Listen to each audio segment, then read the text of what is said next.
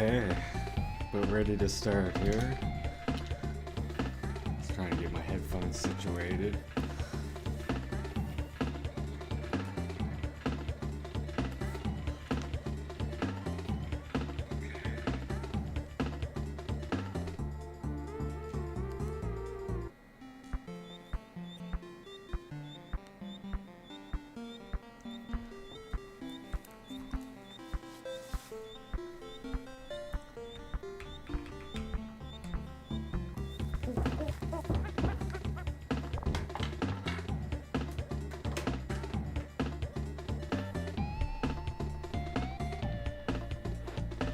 Love the intro music in this.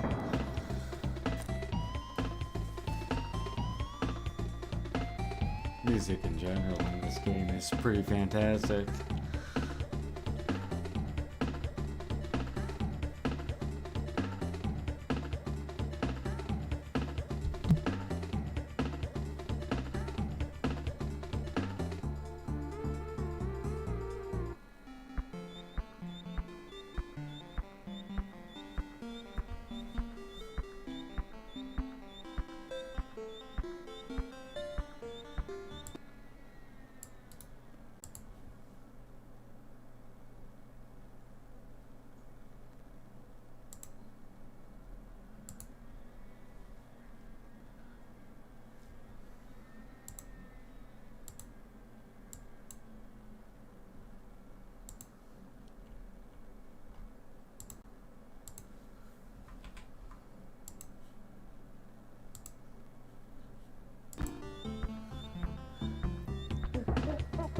Oh yeah, all the Donkey Kongs have a great soundtrack, really.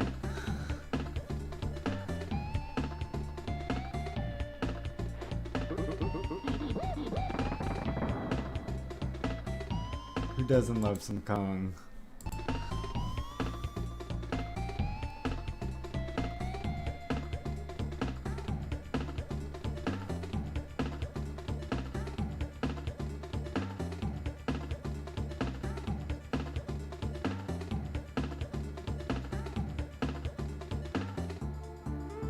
I know that this first one is considered somewhat of a clunky platformer, since it's maybe not as precise as Mario or something, but that's one of the things I like about it.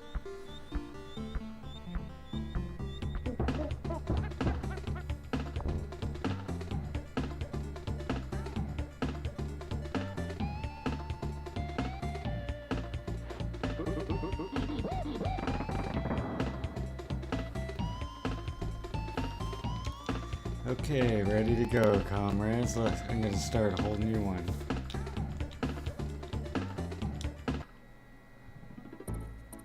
Oh yeah. I used him a ton in N64 because of course he was one of the only big characters then. He needs more love now.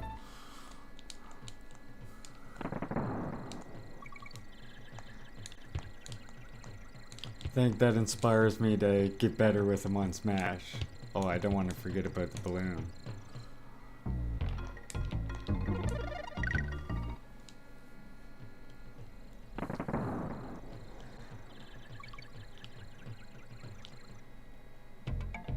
Have a look at my poor banana horde.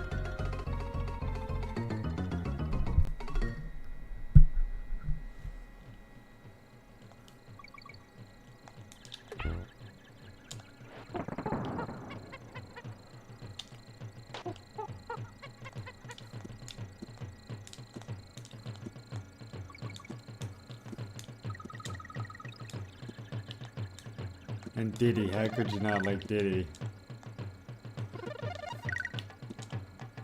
I feel like I want to go back for the K though.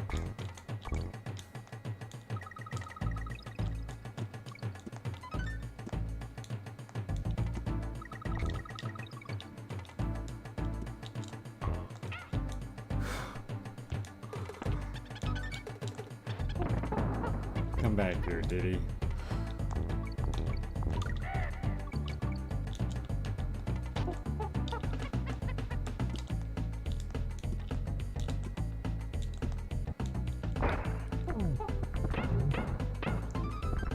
I think the rhino's name is Ramby, maybe?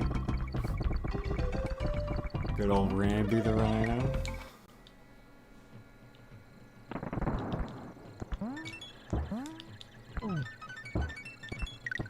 We'll teach that mean old monarch a lesson.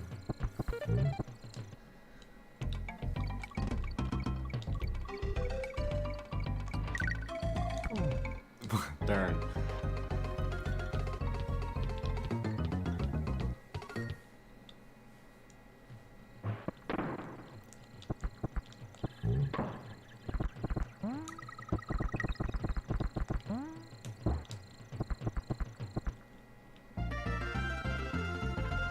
We're well on the journey to get our bananas back. Teach that King K. Rool a lesson. Of course, then I guess he immediately kidnaps Donkey Kong. I think that's how the second one begins.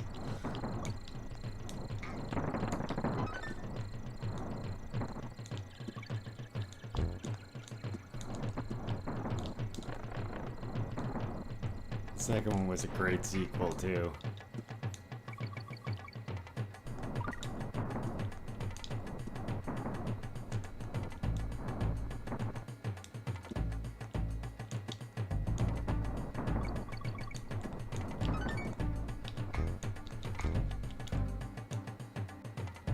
I love how at the end of this level it starts like getting sunny again.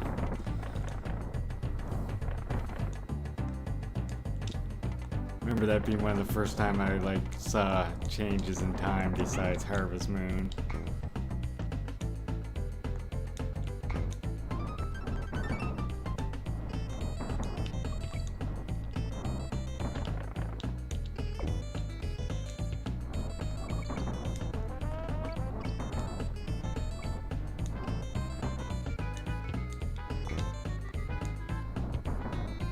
Go, sun's back out. Look at that lovely day.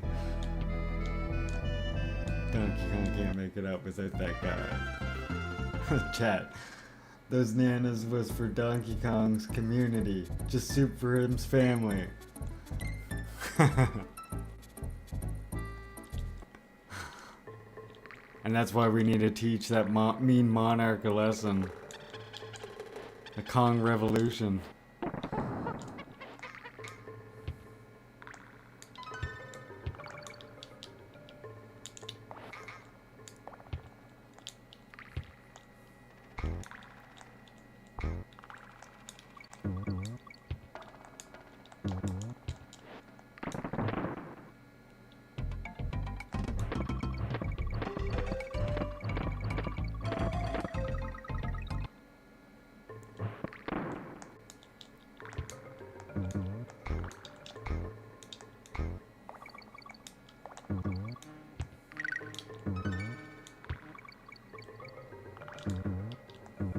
I think this was one of the first games I ever got a strategy guide for some reason.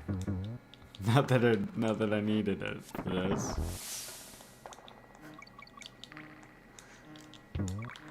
Run to the right until you get to the end of the level. That's the strategy.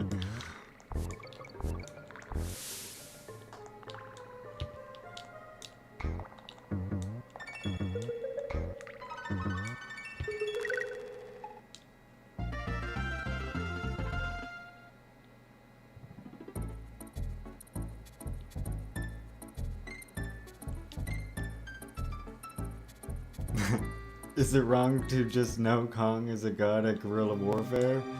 I mean, he is the gorilla.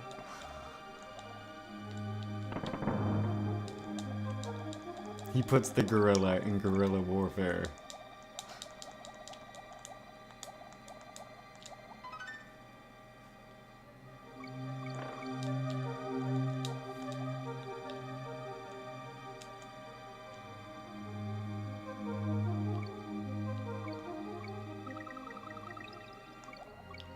I was gonna forget that secret for a second.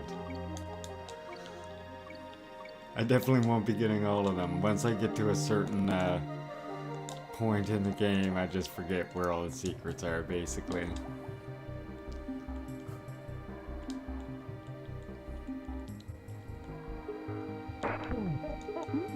Too bad I didn't still have that strategy guy. I think it was Bratty Games.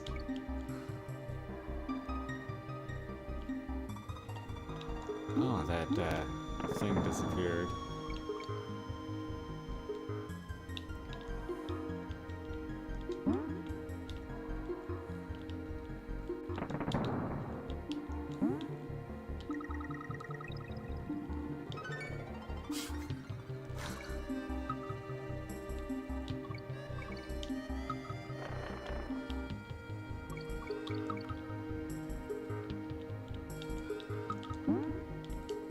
Like this little swordfish guy, but his bonus level is the worst.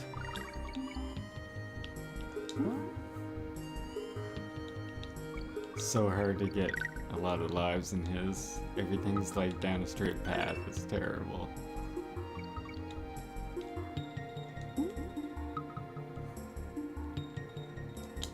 The ostrich now, you can clean up on that bonus level. Oh darn. That poor swordfish. Oh, okay, he's just freed him. He's in his natural habitat, right? I didn't hurt him. I swear.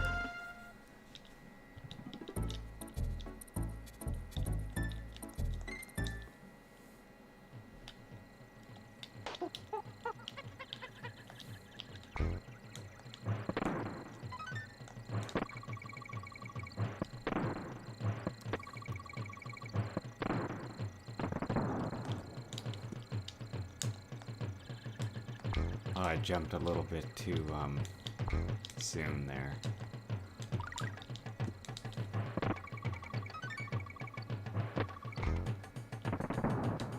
Now, I think there's only one animal. I think there's two animals I only need one more token for. Oh, darn, I did not mean to press the button so fast.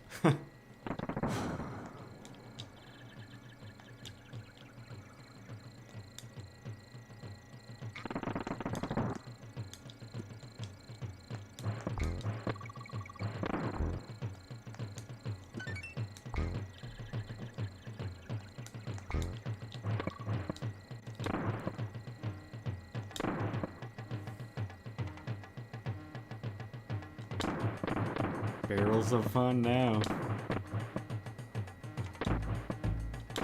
Oh no.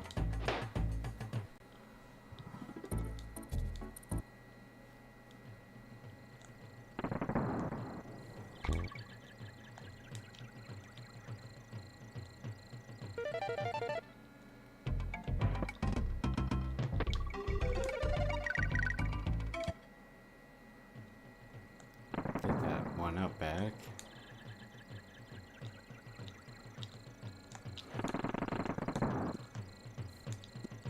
I do not remember if one of those walls was a secret or not. The answer was not.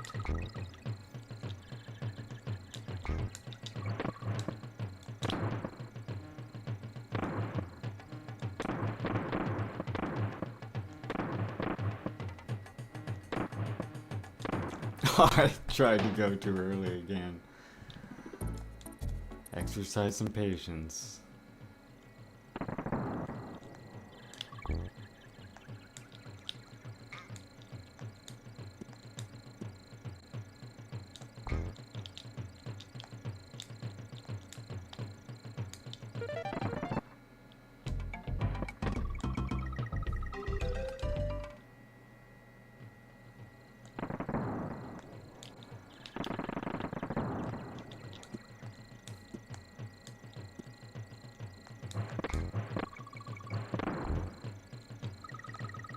Always love the blasting barrels.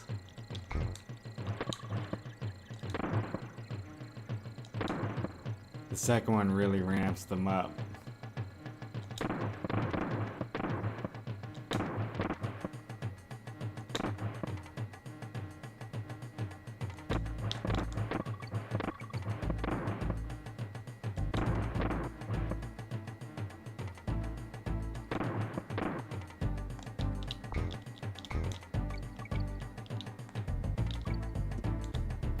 Whoa, that guy like teleported.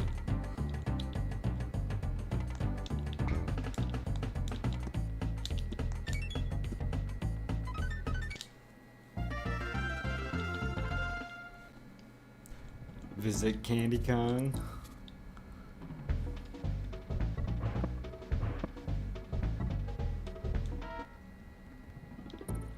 Wow, 9%. Seems like a lot in just the first world.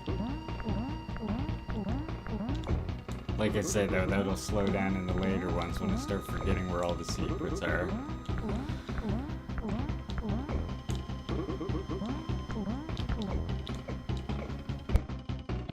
Yay, one boss down.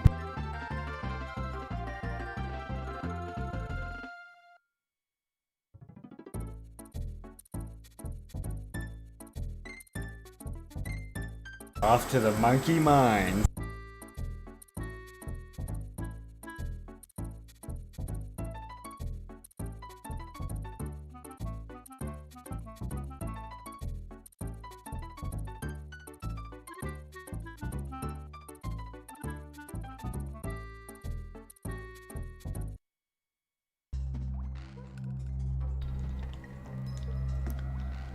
Winky's Walkway. Winky, the very helpful frog.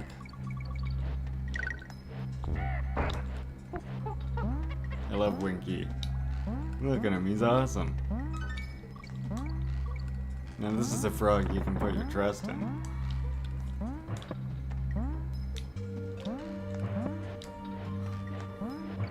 Not to say that most frogs aren't trustworthy or anything.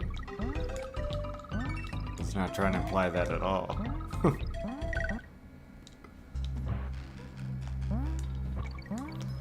I bear no ill will towards frogs.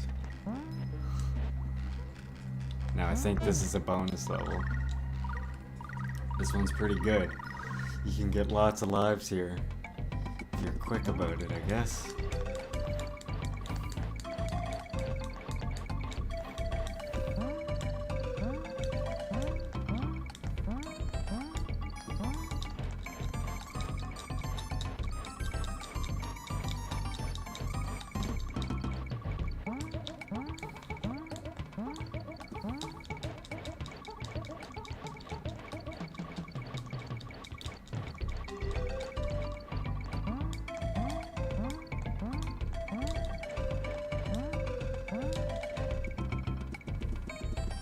Gotta get the big one for your times too. Look at that, at least 6 lives. Oh, and then he gets stuck. There's another secret at the other end too. Probably won't make it since I get stuck.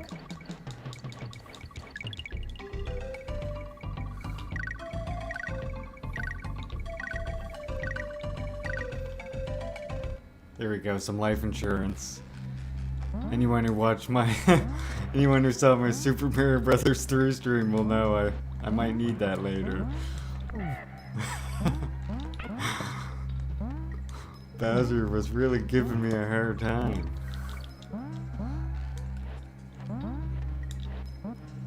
The frustrating thing is, like, I beat him countless times, but I felt like he had some new tricks this time that I haven't seen before, somehow.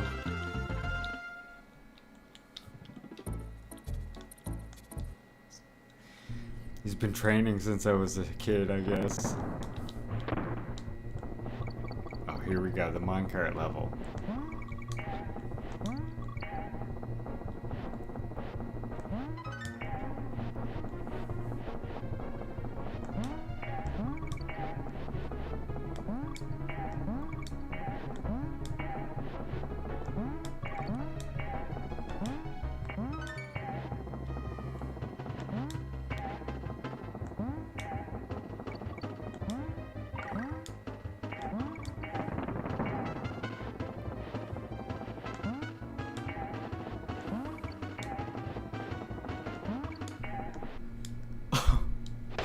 I know it looked like I just didn't try there, but I did press jump.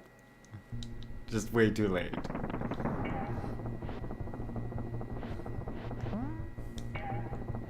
There's another part where these cars are lined up in a way that makes it really hard to get over them coming up here in a minute.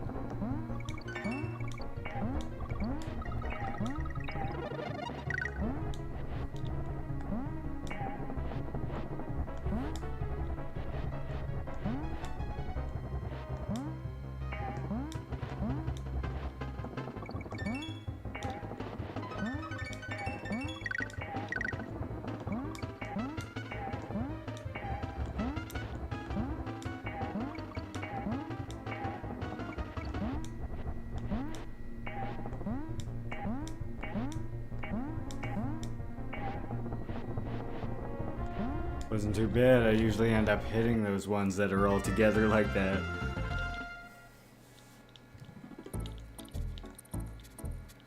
I love the second Donkey Kong Country with the minecart inspired roller coaster ride. That's awesome. Except for that one with the ghost that chases you. That one, not so awesome.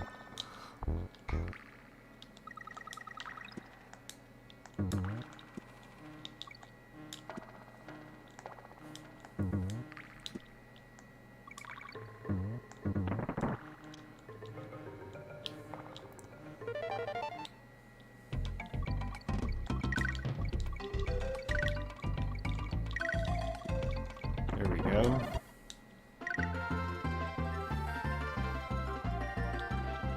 Another life.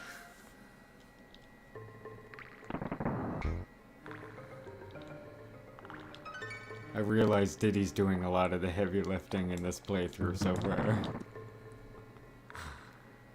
Oh no. I don't know if I can make it up there without that. I'll try one more time. No. Alright. That just means I miss out on the frog.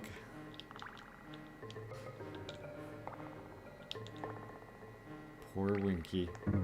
Or do I? Maybe I don't. I don't. Only miss out on maybe a token then. Or a letter or something. As long as I get the frog, I'm happy.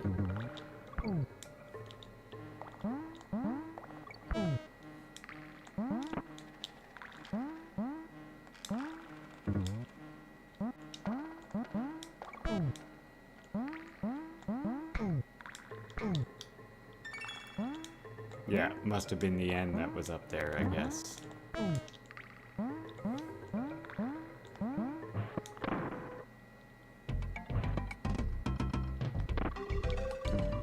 As you can see by what this frog is bringing to the table right now, though, that's a worthy trade. I'll trade an N for a frog.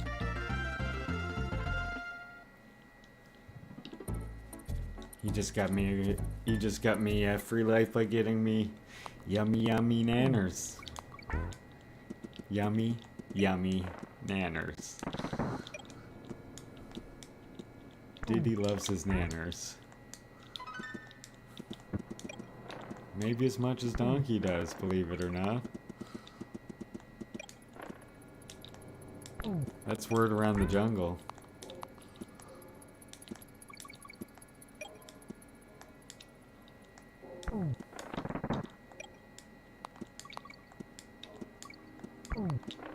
Oh, that claptrap. You almost got me.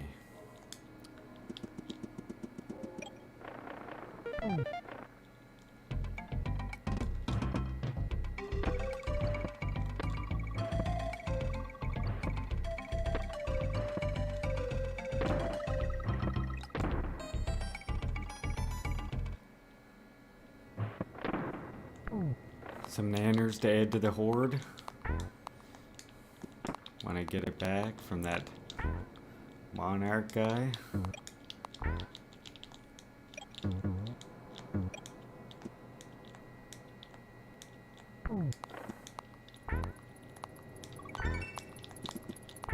I don't know how you all pronounce it, but when I was growing up, or whenever I read his name, I always read it as King K. Rool. But then, get this, when you watch the Donkey Kong Country television show that came on Teletoon, they called him King Cruel. King Cruel? What's up with that? It just sounds weird. King Cruel. It's King K. Rool. Come on. I don't know who this cruel guy is. Sounds like something from a Disney movie to me. Yeah, that was quite jarring when I first heard that on the Donkey Kong Country cartoon. Like, Who is this cruel guy they keep talking about?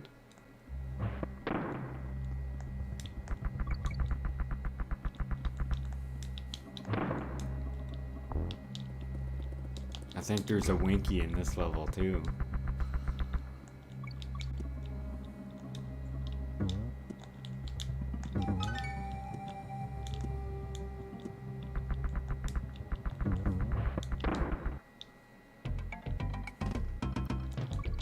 If there's a frog in the level, I like have to find it. No frog will be left behind. Yay, my favorite bonus level.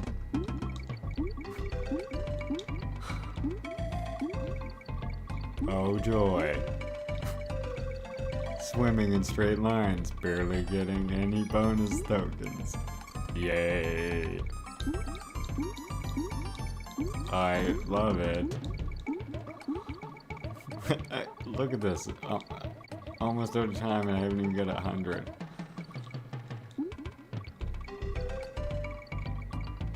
Barely 200 now.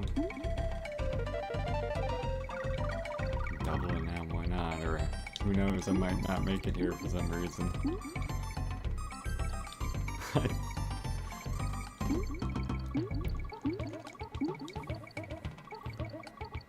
Feels like it just takes so long on this bonus level to get. I guess I'm getting pretty close.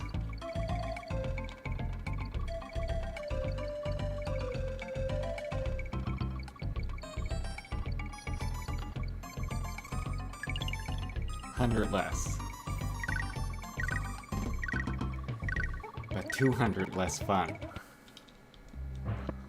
That's what really counts, is the fun, you know?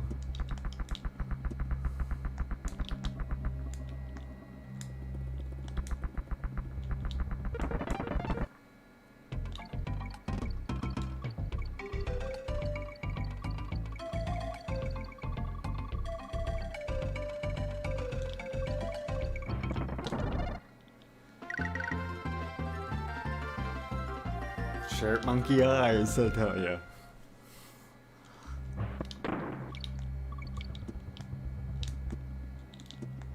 Could have swore there was another banana up there.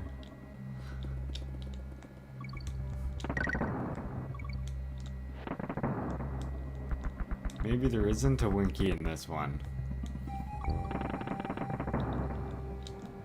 Am I wrong about that? No, I'm right. There's a Winky. It's up here.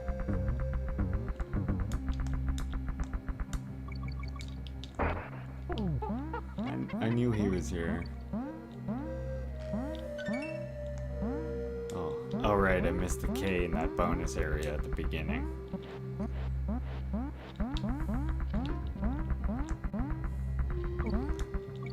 I don't need no stinking K. Oh, I'm sorry, Winky. Look at him panicking down there. I gotta leave him. Oh, God. How is Diddy gonna sleep at night now? He left that frog behind though. Won the level, but at what cost? A great personal toll. Not to mention the price that Winky paid.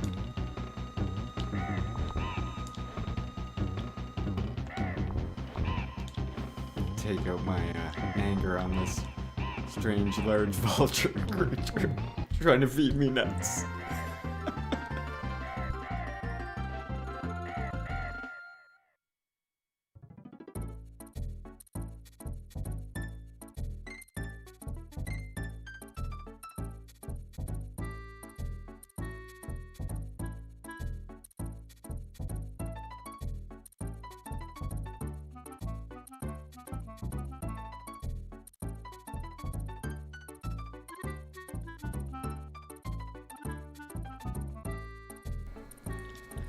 As you can see, we're now in Vine Valley. Canonically, this is where Donkey Kong met Diddy. Yep, Vine Valley.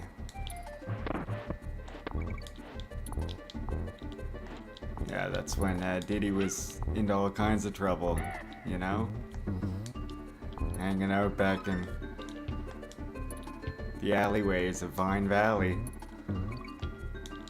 He was a troubled monkey. That's where he learned how to play guitar.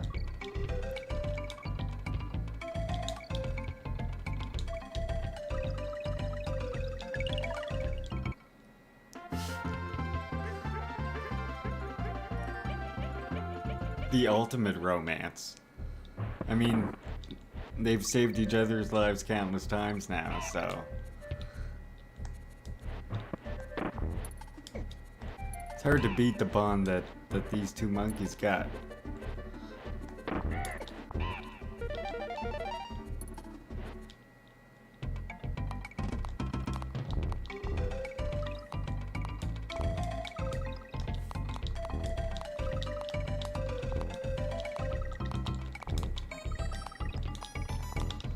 Just beat the bananas out of these lizards. It's pissed, he's taking the bananas right out of their mouths.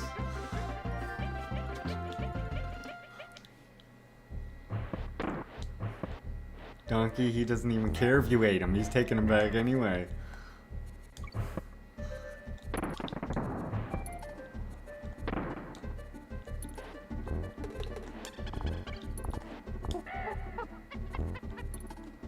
There we go, the dynamic duo, back together.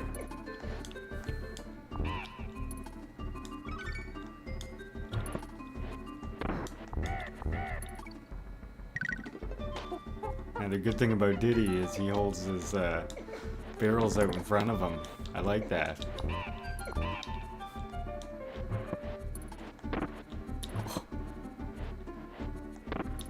Oh my...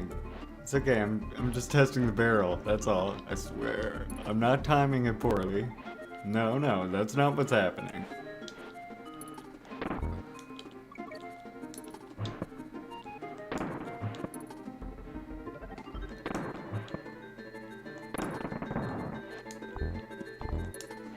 See, just had to make sure the barrel was working, that's all.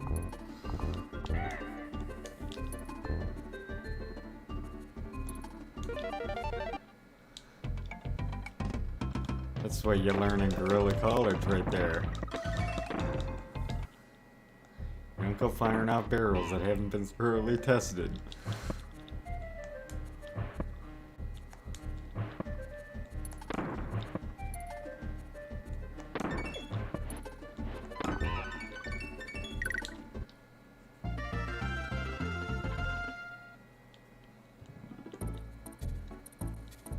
Good old treetop town. Use this unsuspecting beaver or naughty or... Oh, easy done. Oh, Diddy, okay. I made this really awkward to try and do. Right after the banana.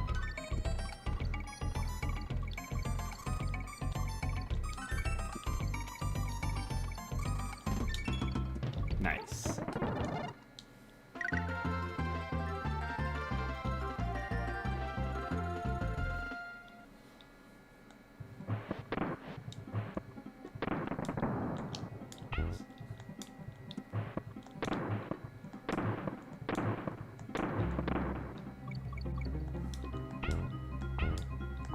I love those guys.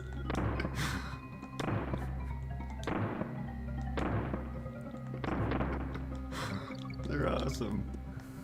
Sound they make when you jump on them.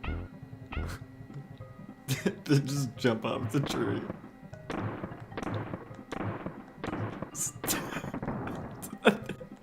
The image of them leaping off after you jump on them, it's just too much. Oh my god.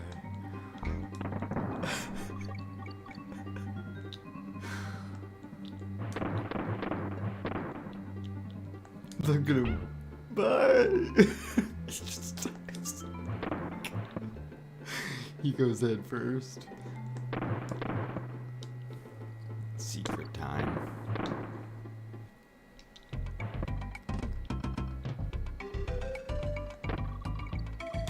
really wanted to go straight up. And I missed out on the end. Made that beaver think commit suicide again. Oh, really? That's what we get.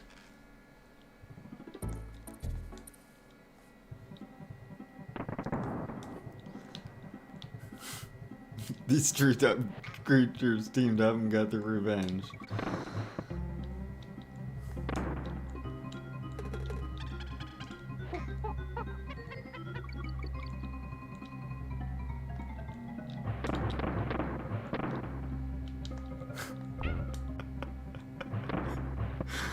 The way they jump off is gonna make me just laugh every time I see it now. I never noticed how funny it looks. There we go. See, at least I get that now.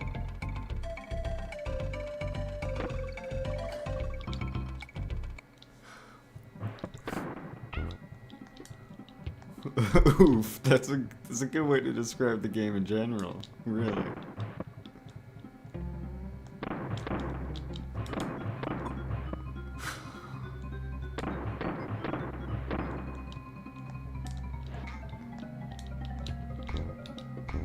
This is the part. There we go. We got through it now.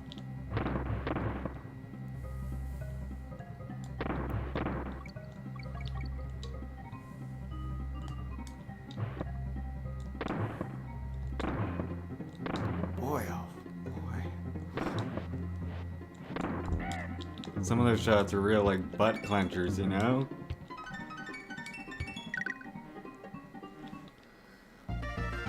Because if you don't, you'll break the controller.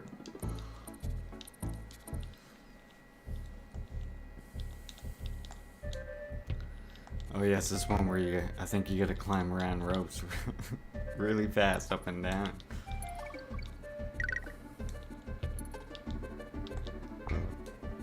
Which Donkey is surprisingly agile at doing for a big lumbering looking dude.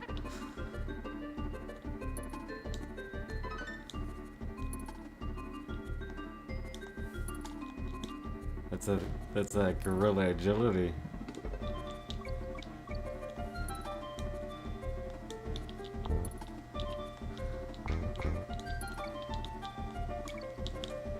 Guess I don't need that.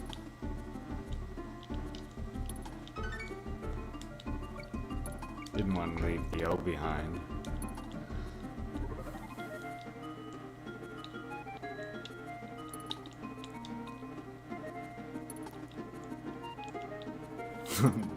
There's a lot of bees in this area.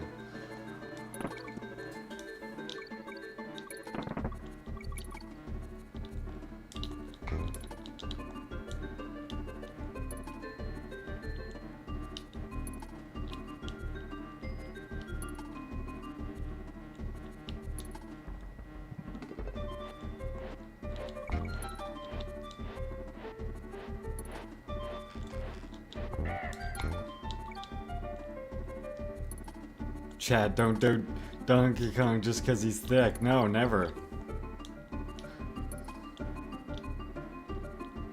That would be a mistake on one's part.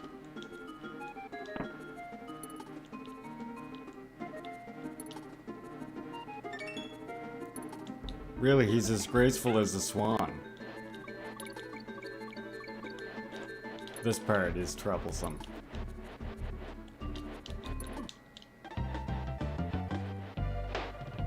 They come flying at you pretty quick there.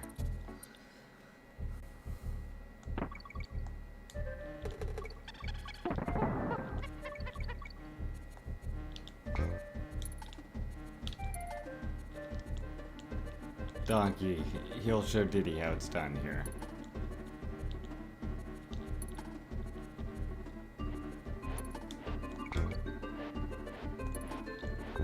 Teach that young whippersnapper a thing or two here, he will.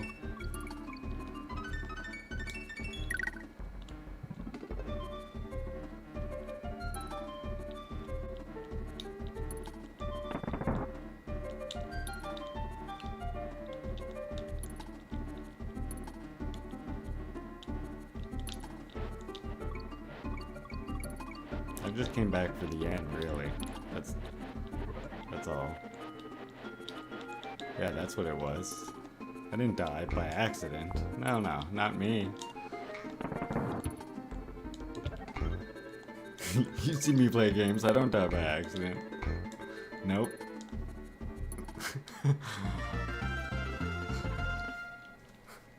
Bowser didn't stomp me 30 times in a row or anything. Don't remember any of that.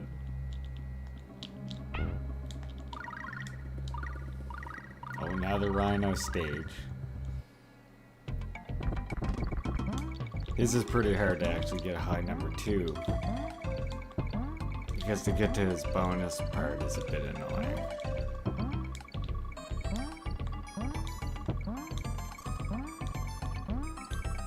Like, you can get a lot, but then it's really hard to get over there sometimes.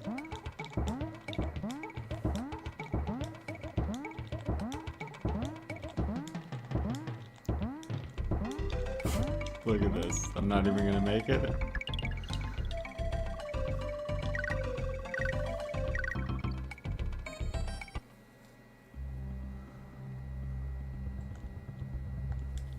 Rambi disappointed me.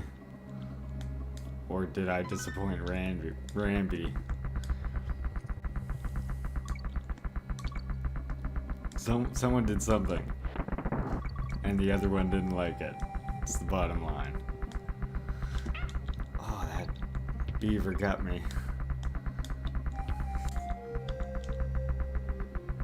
With his dang little buck teeth there. I saw them dig right into Diddy.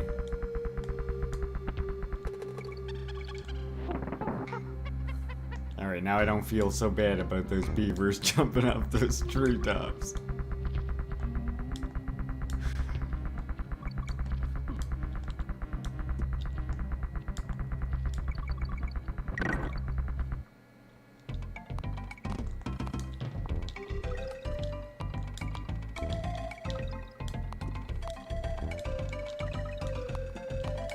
Give back her bananas. Spit out those damn bananas.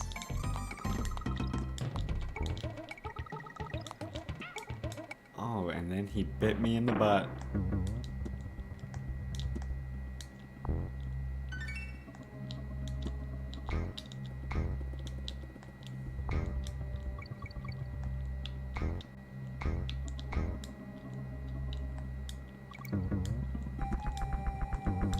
Can't let the beavers win.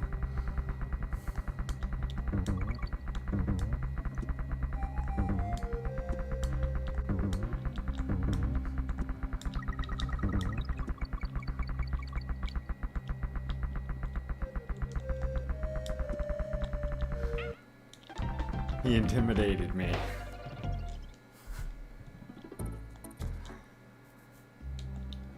That beaver really put the fear in Diddy. He looked into his eyes, you know, and pierced Diddy deep into his soul.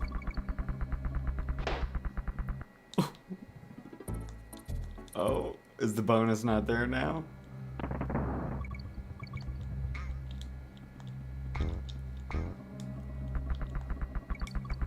Was I off center, or is the bonus just not there?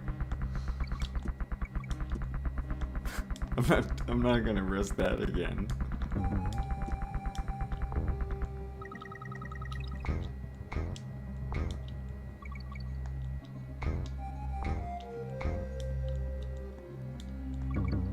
Really confused about what happened there, though. I thought I was going right down the middle.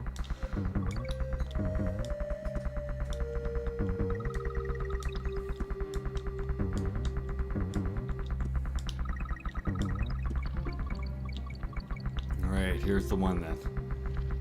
He cut me deep, right in the soul. Look,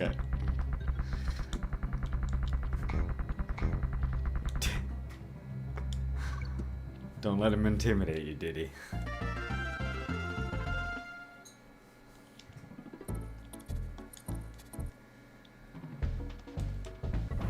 Let's see, we jumped from 31, we're up to 31 now.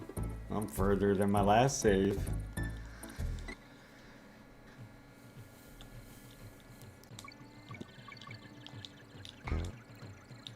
Oh, we're in orangutan territory.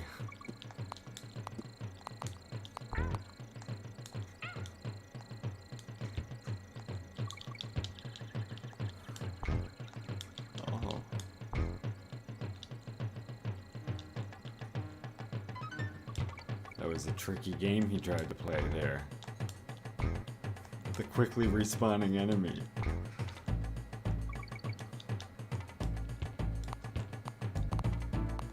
I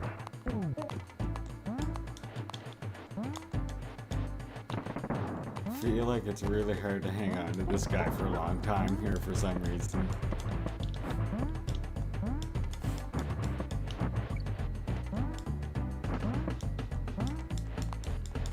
Doing better than usual. Not even worried about the letters.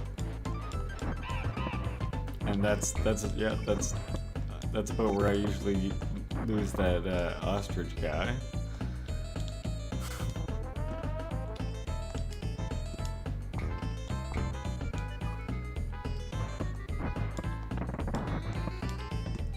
He is just whipping those barrels down here. Good thing Mario didn't face him on that construction site.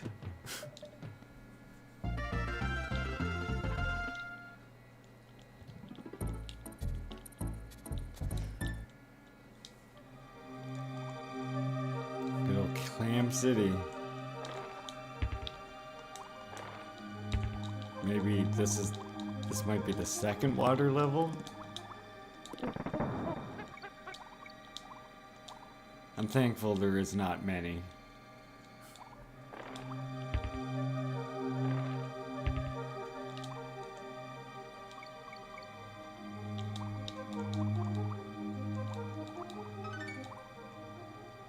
It is fascinating to me how a very great amount of platformers figured they all needed to have swimming in them.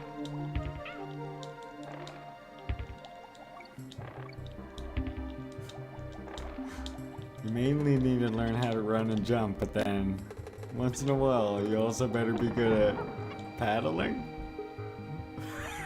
It seems like an odd thing, really.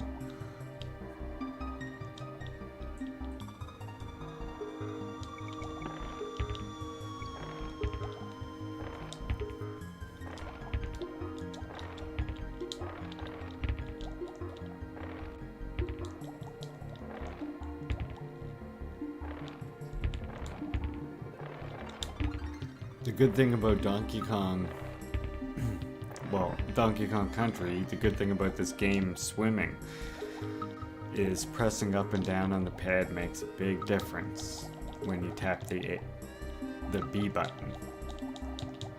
So see, when I hold down and tap it, he barely goes up. When you hold up and tap it, he just flies up. It seems like a small little thing, but gives you a lot more control in the water. Mario does that in World and later. That's why that's why I had more trouble in Mario 3's water levels. Doesn't do it so much there.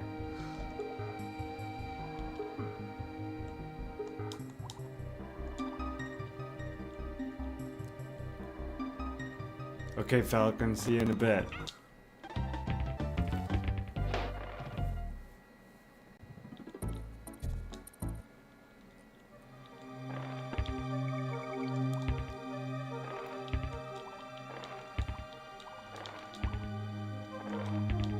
That clam at the end has always been my mortal enemy.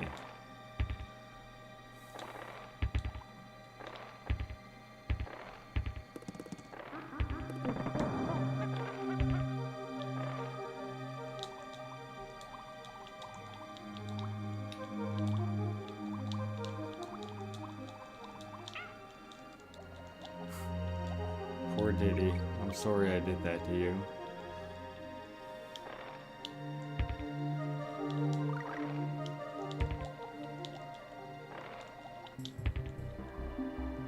frog's level can be somewhat of a pain as well, if I remember correctly.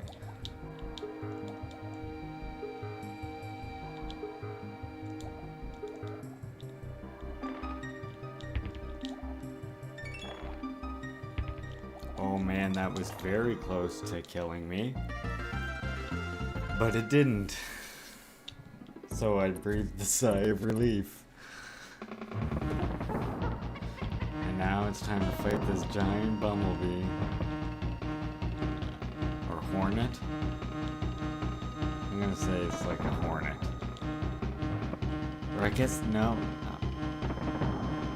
They do make honey, and although hornets don't make honey, I don't think.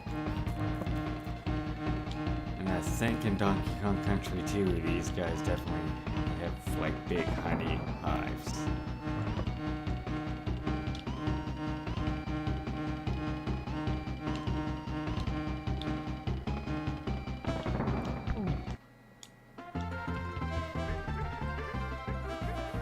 There we go, another boss down. Not doing too bad. Gorilla Glacier.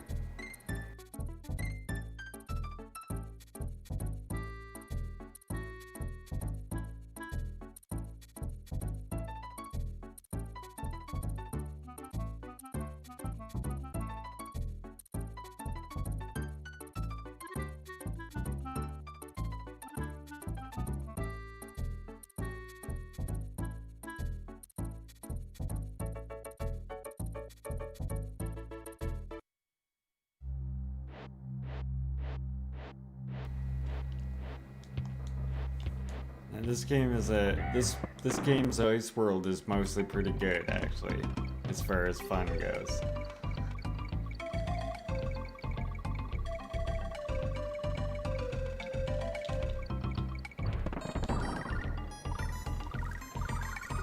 I guess I'm about to get my memory jogged about this frog's course now. Welcome back, Falcon.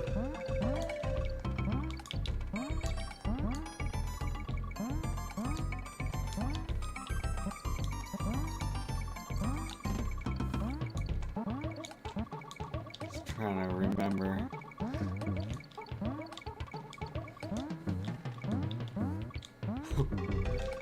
Get up there, buddy. Here we go. Nice, that's 600.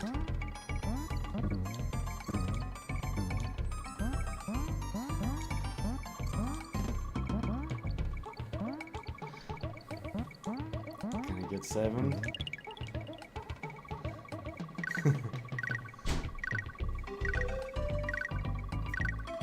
Nothing like slipping over the edge when you're trying to avoid falling off. The worst.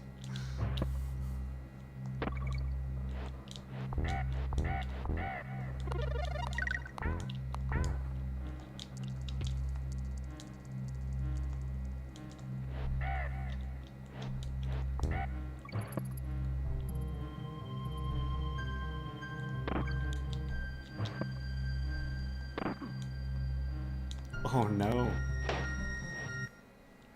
Bad timing.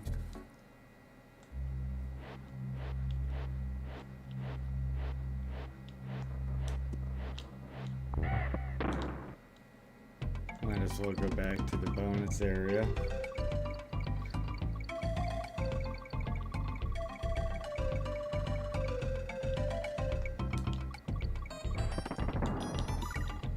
That frog's actually was much better than I remembered it being.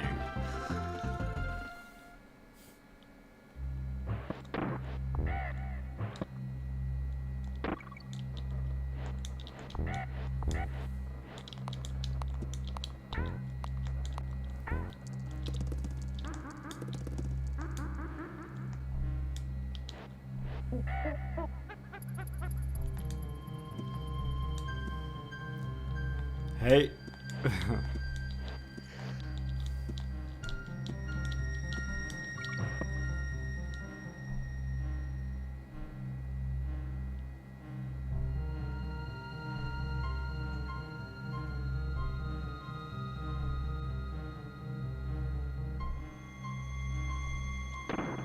I don't blame you for deleting Facebook.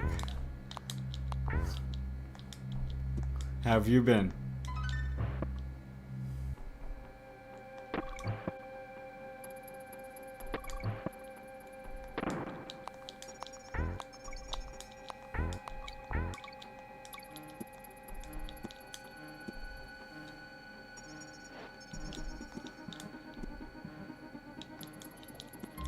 I love the end. I love that thing.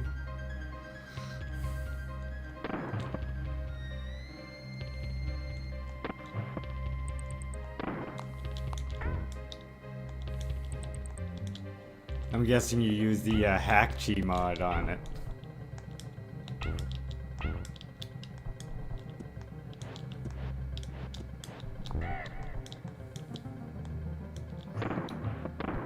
Oh yeah, I've been doing pretty good. Happy to have a GPU back. I can make Juche lessons again now. Darn.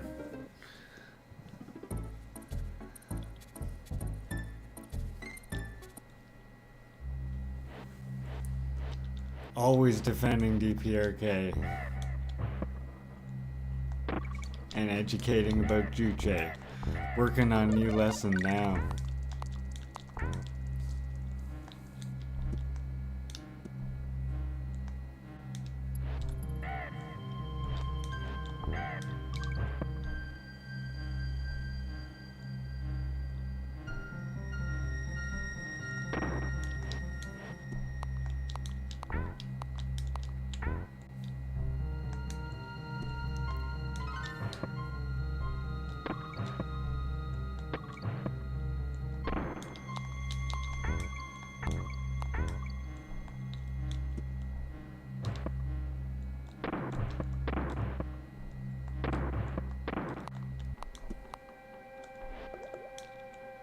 I got that.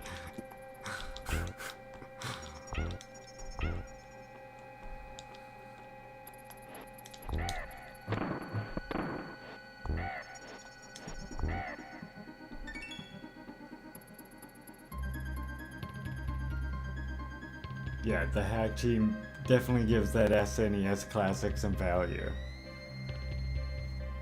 Yeah, new videos will be coming to the other channel soon. Plan on finishing up the Juche lessons and doing more of like the DPRK explanation videos. And I want to do more responses to like some of the nonsense that comes out as well.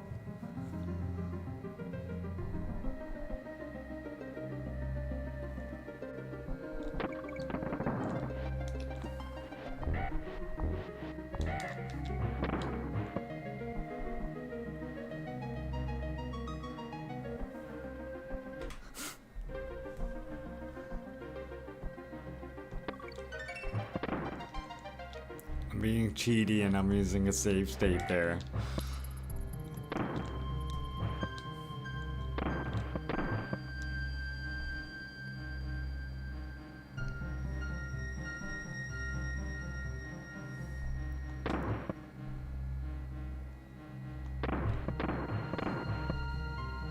Oh, people will call you all kinds of things for trying to tell the truth about DPRK or China or even Cuba, really.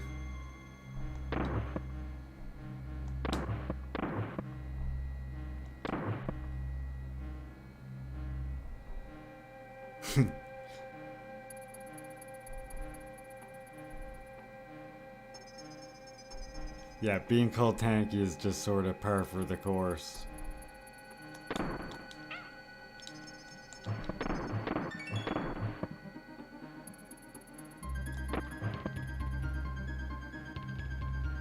If you haven't been called tanky, it makes me wonder.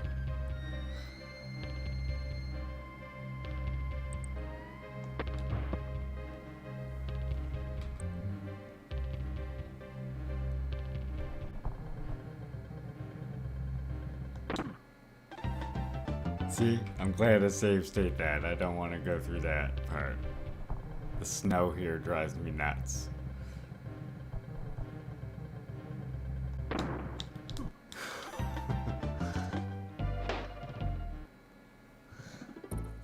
Oh, the things they can when it comes to DPRK, there's just no journalistic standards whatsoever. They just figure they can say anything they want, and as long as some sort of the population eats it up, it's all good.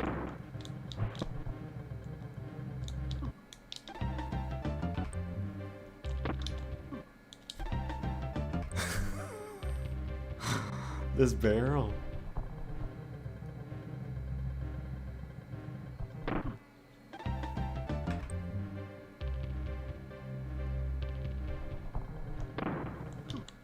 Oh my goodness.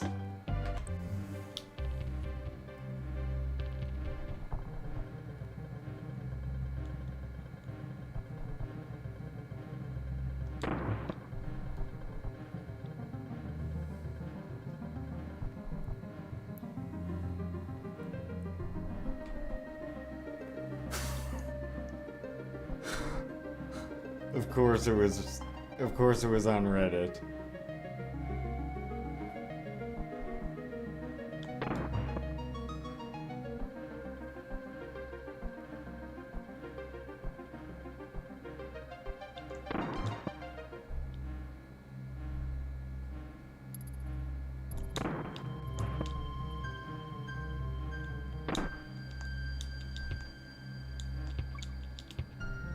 At this point, it's just like, if you don't want the US to rule the world, you'll get called a tanky.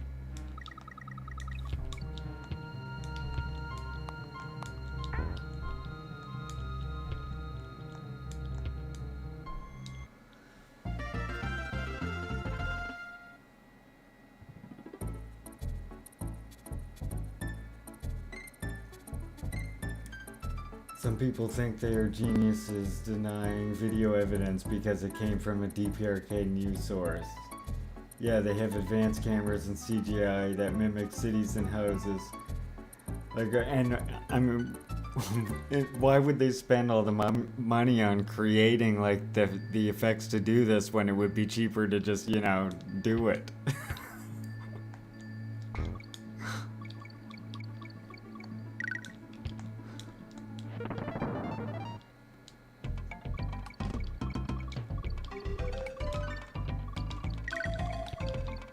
It's like, yes, they build these fake villages just so that just so they can trick some American in like Michigan or whatever. Like, yeah, that makes sense. They care what you think, bud.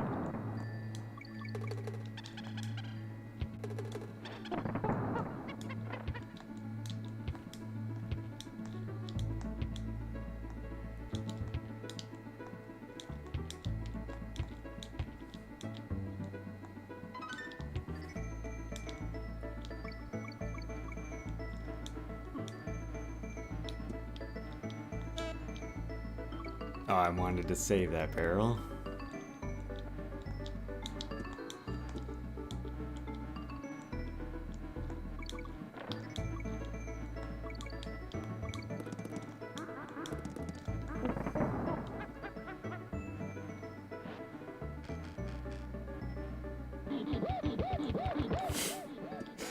Yeah, building just tons of like fake homes just so Bob in Illinois thinks that just so they could trick Bob in Illinois, that's it.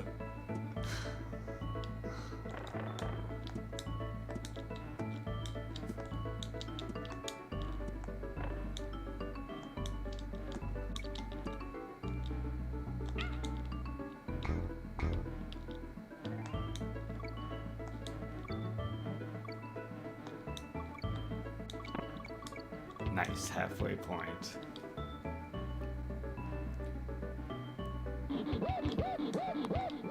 Yeah, the DPRK is really pushing ahead now with putting a focus on agricultural development even further after some of the environmental issues lately with floods and stuff.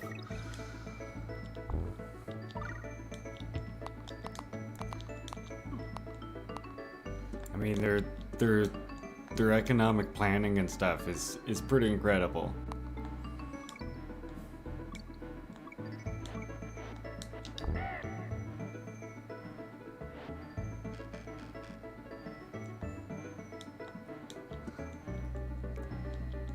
I mean, the best thing about those people that eat up anything that the U.S. media says about DPRK is that they're the same people who are like, I don't trust what the media says, fake news.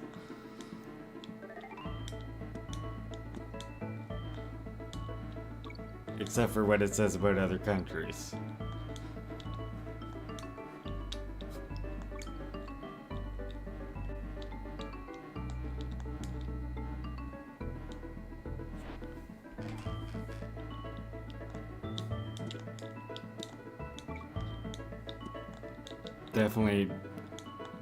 Definitely a good news source to keep up with, and KCNA.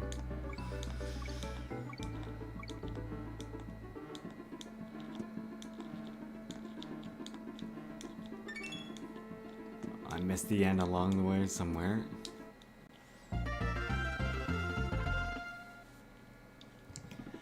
Falcon says, yeah, the DPRK has huge difficulty with agriculture because of how mountainous their country is. Yes. Definitely. Makes it... I mean, their part of the country has never been, you know, the agricultural area ever. It's always been the South.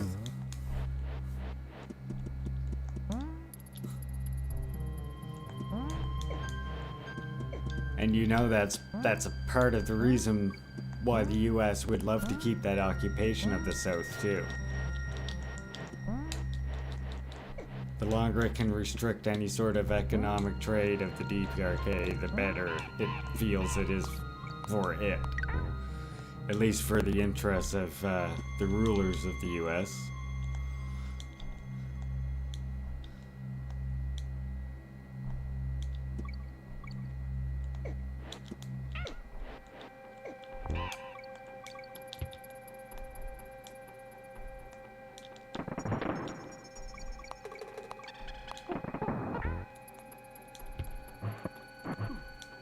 Oh, there's an orangutan here.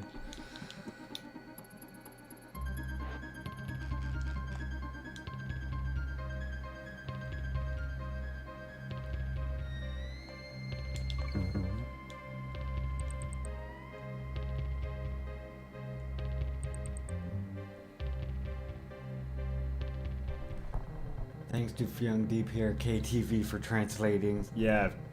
Great channel. Young DPRK is a YouTube channel I recommend. Anyone who wants to learn more about the truth of DPRK, definitely follow that channel before it goes away.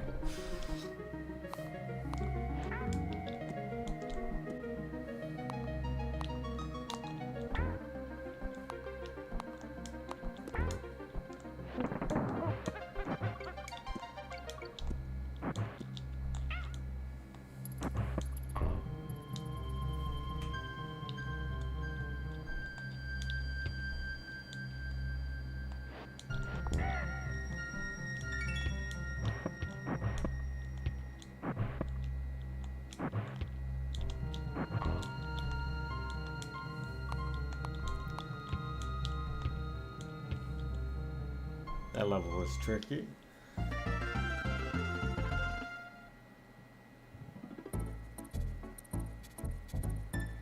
Yeah, lots of minerals though with so few trade partners. Definitely, they have lots of minerals that they're willing to trade, but definitely have few trade partners in that regard.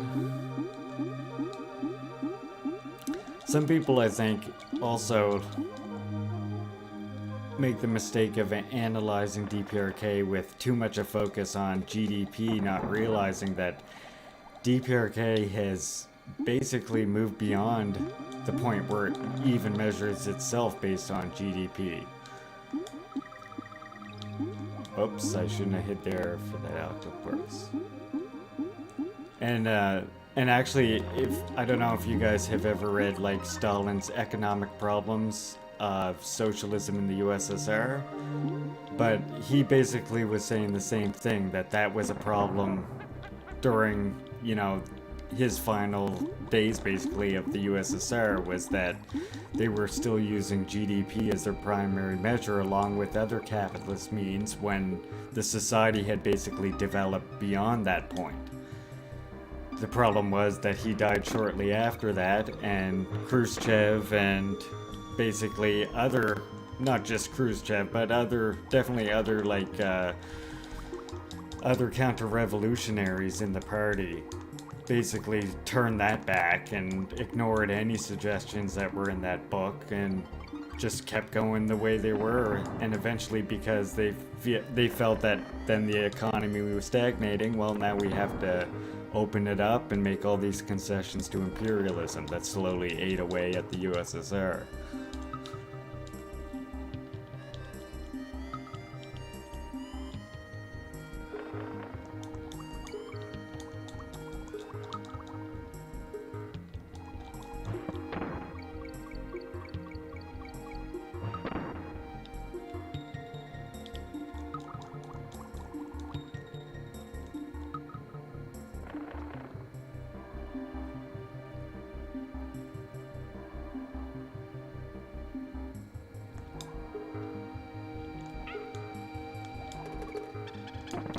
Oh, thank God, I get Diddy right back.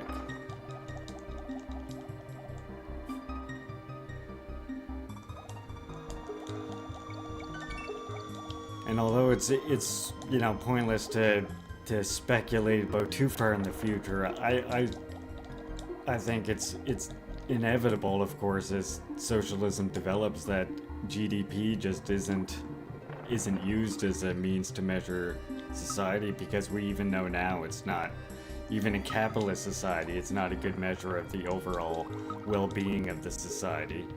Only how much goods it can accumulate and produce and all that.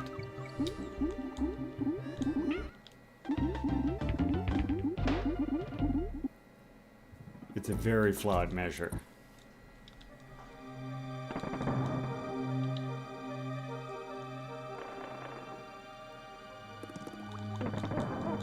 I mean, even Marx makes that point in Capital.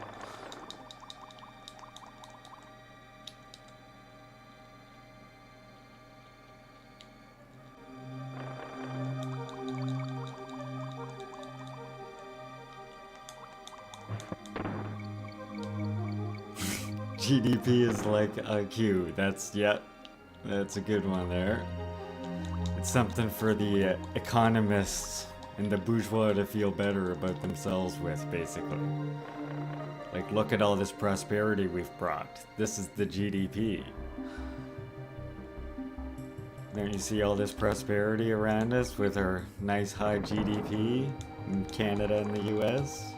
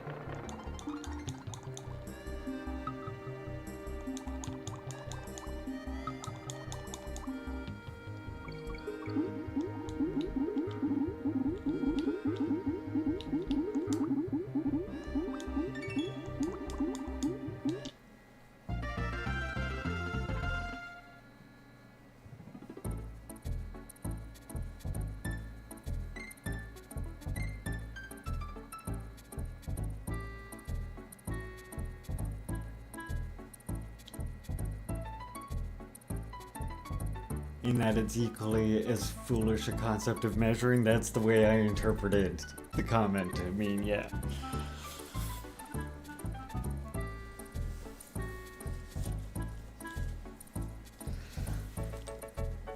Oh, there's definitely some good meme material there. I'm gonna have a quick puff here.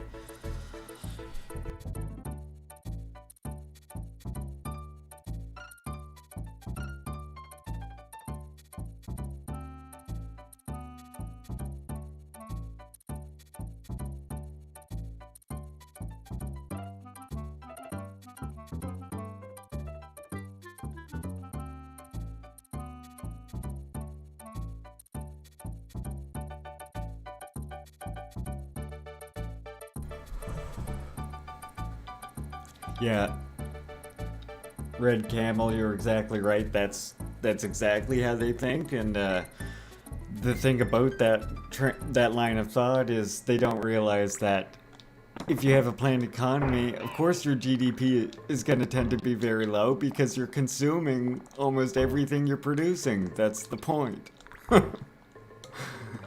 The better planned your economy is to like meet the demands and needs of your citizens, the lower the GDP is going to end up being, really. You're not going to have this gross, like, you know, domestic stash of products, and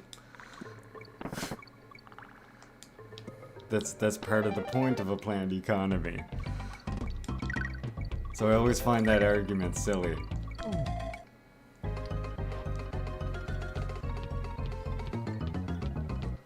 That's an argument from people who have only ever thought, you know, capitalistically. They can't imagine like a world outside of capitalist economics.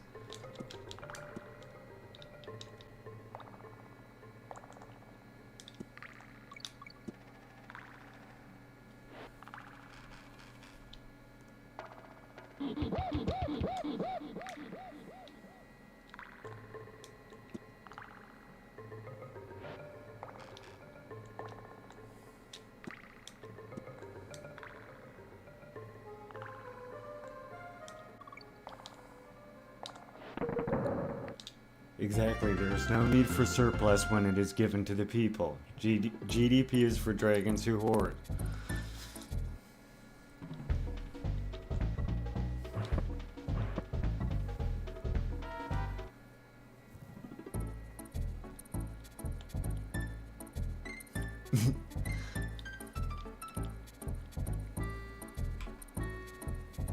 Free healthcare, housing is a human right, guaranteed employment, must have bad GDP. That's definitely capitalist. I mean, as great as Felix is, the capitalist in North Korea guy, like he has the sort of a lot of the same problems in his analyses, right? He can only think with a capitalist mindset. So he misunderstands their economic planning and constantly expects them to do like some kind of reform and opening up when, I mean, they've said many times years ago they've done all the reforms they need to do. That's how they got to the fully planned economy they have.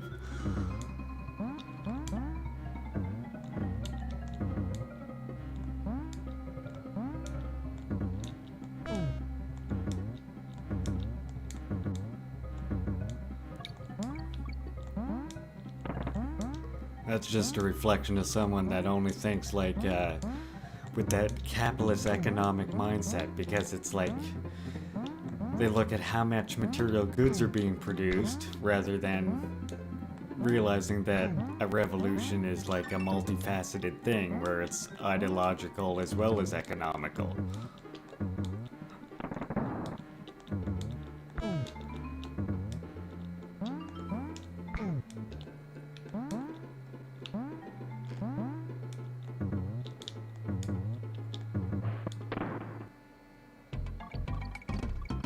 Yes, Felix. Yep, the guy who wrote that book. Exactly who I'm talking about.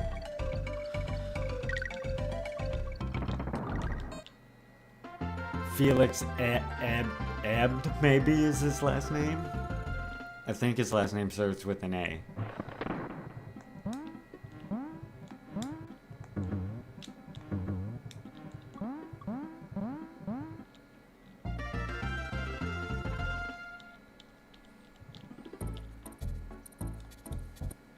Wrong author, but you had the right book.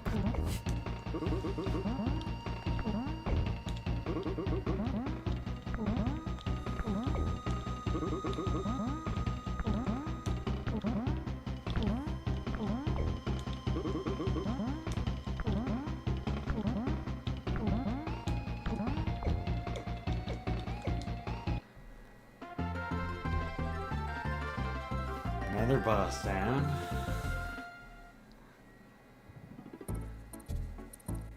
Now if it goes like Mario 3, though, will be dying in the next part.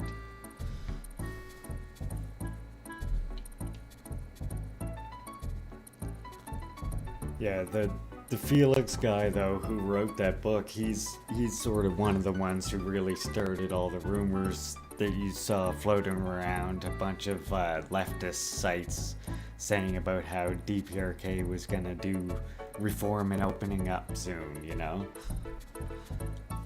Really, that was just based on pure speculation and nothing else. Just gonna have a quick drink.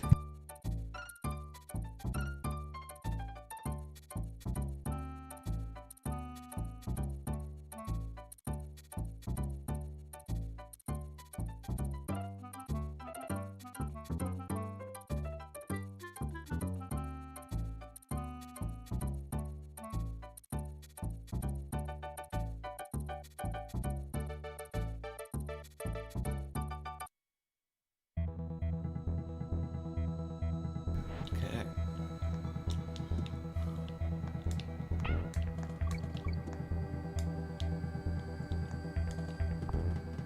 Kremlin Industries.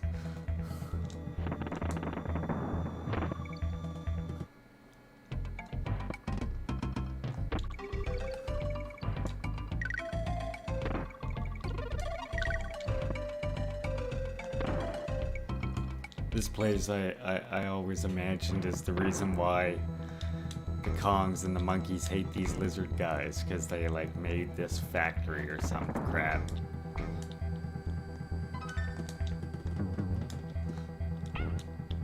See, because the Kremlings only care about GDP, whereas the Kongs just want everybody to have bananas.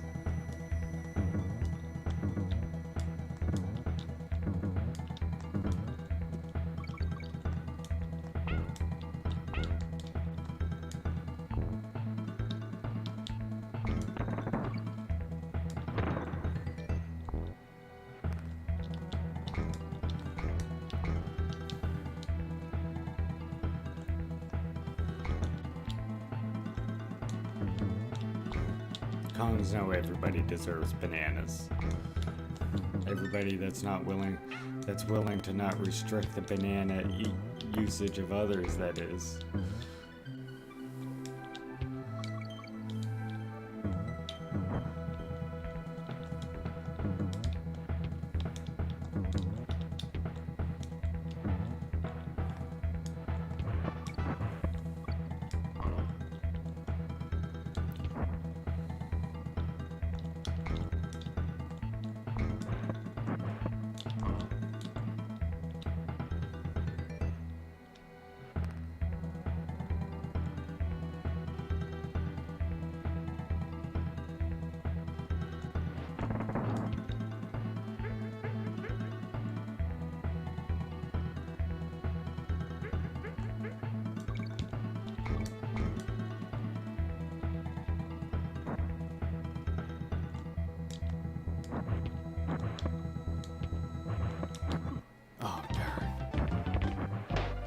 So I didn't from our Discord server.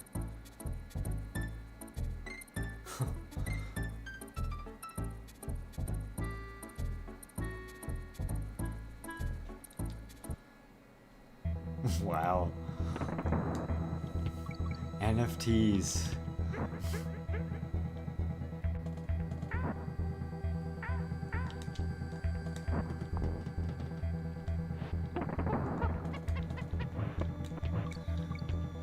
KCNA is great. All the people who go on about how it's just propaganda have never watched it, because I've literally never seen the news network say one untrue thing.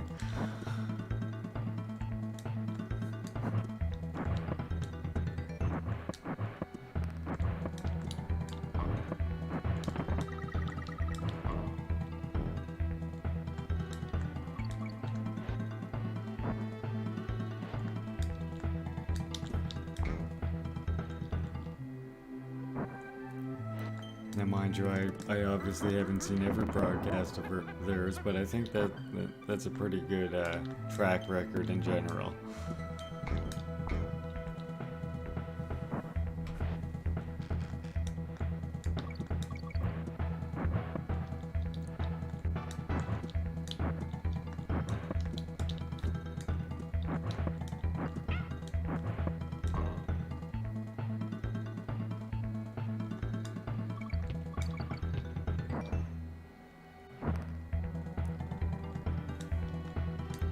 I hear you on the wishing to read Korean part. I wish I could as well.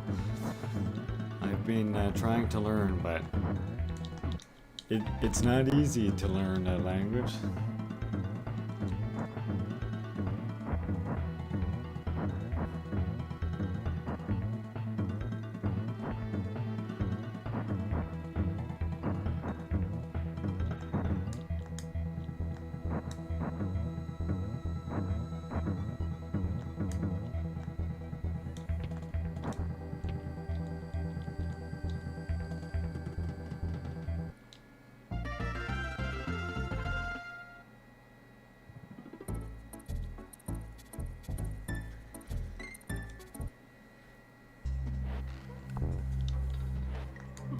Yeah, their Omicron coverage, everything, pretty much everything I've ever seen on there has been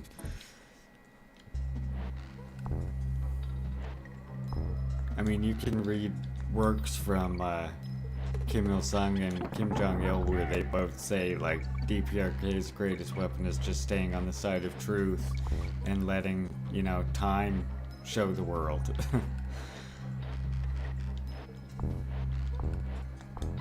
Without truth on your side, you just become more and more, like, frantic, basically, as you decline, which is what we see the US doing.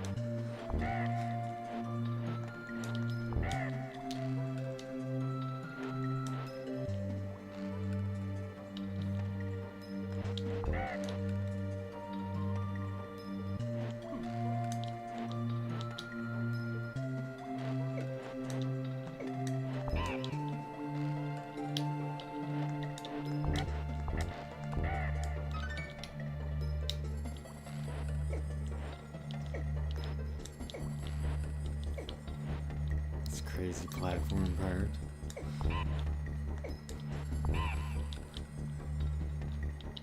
And it just rockets at the end.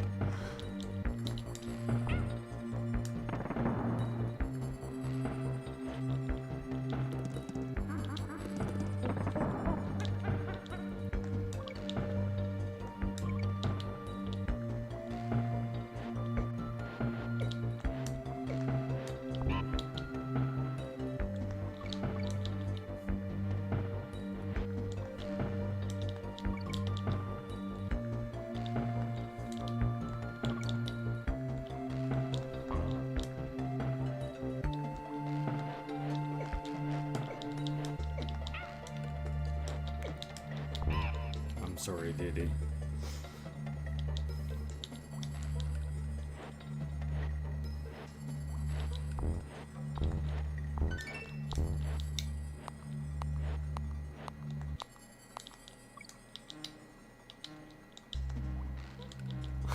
Went right through it.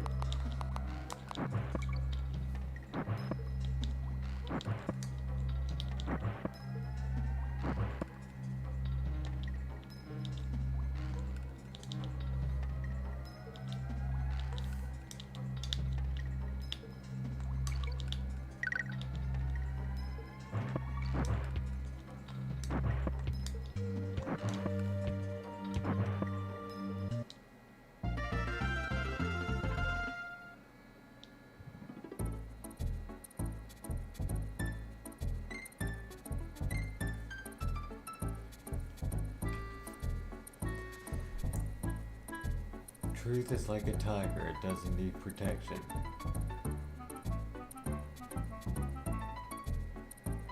Exactly, I think that's right, that it doesn't need to be concealed from others, because if truth is on your side, then there's no need to conceal anything.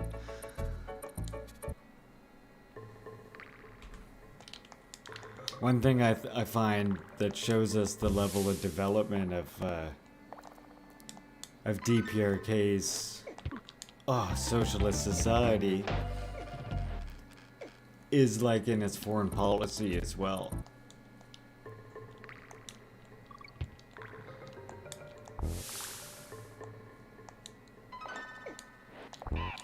Because, like, I understand why other countries that are trying to just survive under the yoke of U.S. imperialism do have to have diplomatic relations with certain countries that leftists in the West consider, very problematic and are factually problematic. But many countries need to deal with them anyways because out of just necessity of survival. But DPRK is one of the only countries that just based on that country being immoral to support, DPRK will outright not support it. And will continue to publish in international news why they don't support it. For example, in the case of Israel.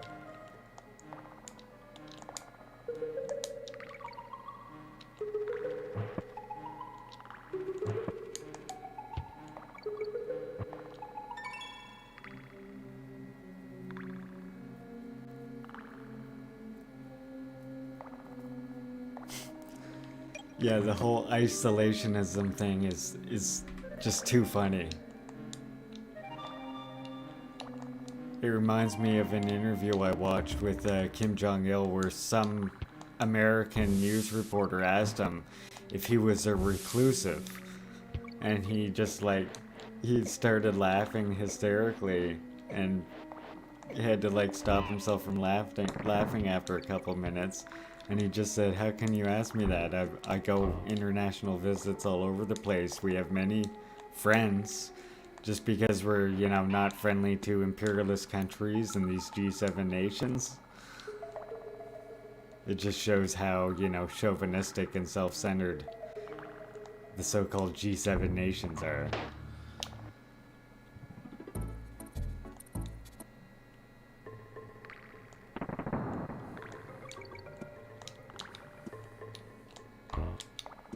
Yeah, DPRK international relations are something that all leftists should study. It's a textbook example of what a socialist country does.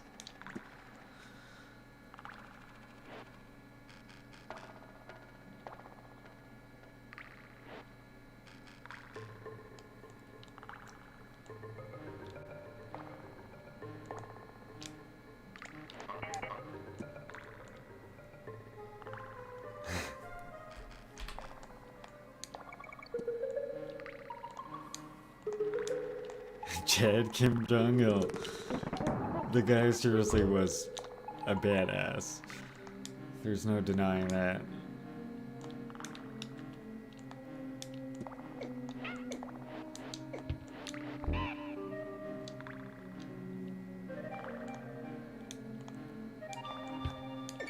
Yeah, that was a bad fall. These little necky guys get me all squirrely. And the bees, and the platforms. The bees.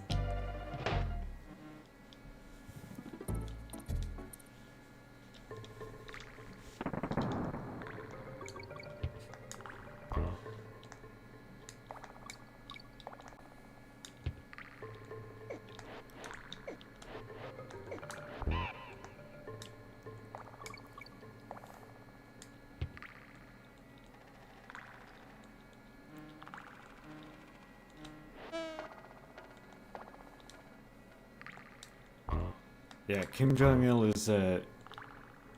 is just a theorist that I think people, leftists in general, need to read more of.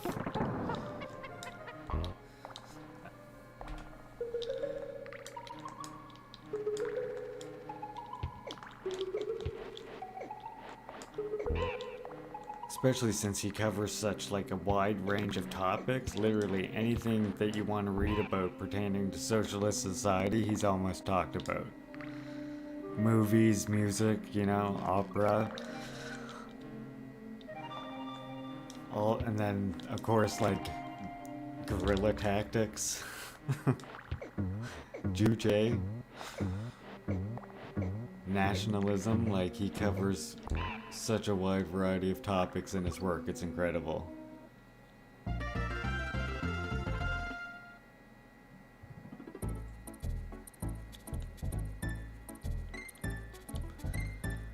Falcon asks, also, I'm not alone here in saying that China and Vietnam are socialist countries, right? I've ran into so many ultras who think Vietnam and China aren't socialist. Yeah, that's definitely your first indication that you're talking to what we call an opportunist and a chauvinist. Those countries declare outright that they are socialist countries and even following, you know, the path to communism. And although they might not say explicitly in their constitutions that they're Marxist-Leninists, their party constitutions are a different story. So yeah, they're definitely socialists. I mean, I consider China China published something a while ago that showed like the 5 flowers of socialism, and it was China, Cuba, Laos, and Vietnam. And I agree with that. Those are the established socialist countries. Now, of course, there's other countries right now struggling to establish socialism fully, such as, you know, Bolivia, many others. But they're still engaged in, you know, a serious fight with their bourgeoisie.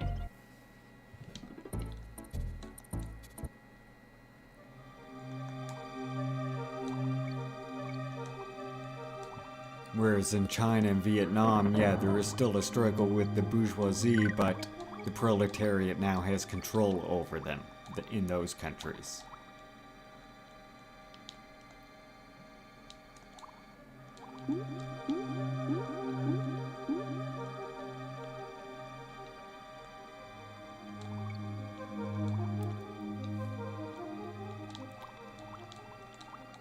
I mean, that's like what Lenin said, right? That's like the number one indication for socialism is the proletariat in control of the society or not.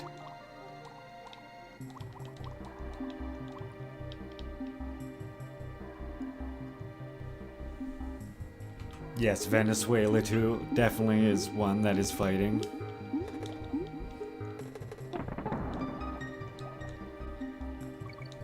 And making some inspirational steps towards socialism, for sure.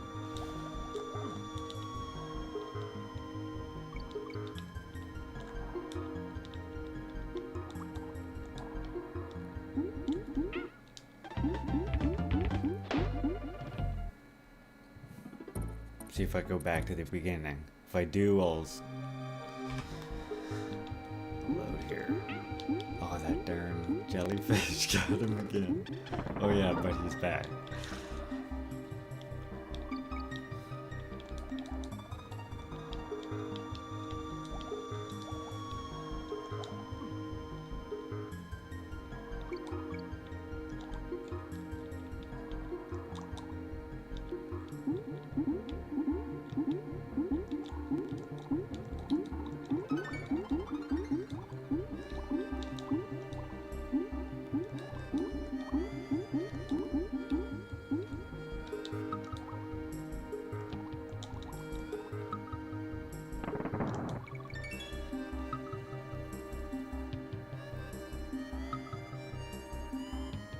Yeah, for sure the billionaires in China only have one vote. They don't have one politician. Exactly.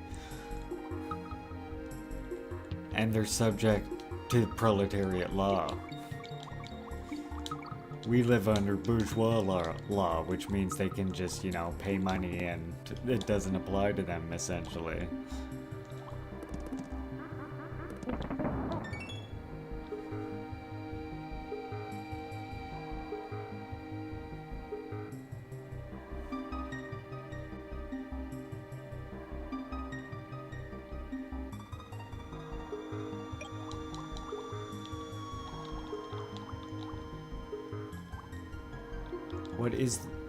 What is the Cone Maho series? Is that a platform of some kind?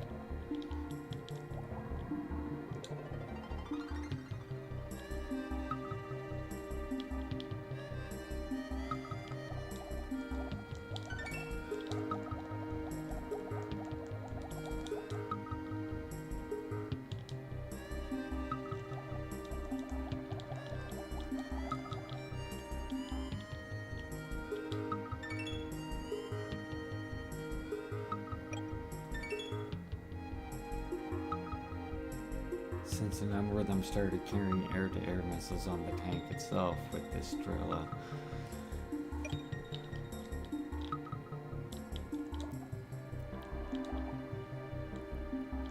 Oh, really? I have to look up this platform. I have not, I don't know if I've seen it. I probably have. And I'm just unfamiliar with the name.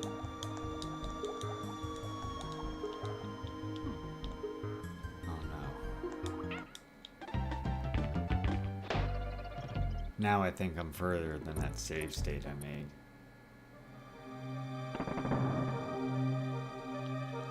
Indigenously built tank. Yeah, okay, that's kind of what I thought. Yeah, that's interesting to me.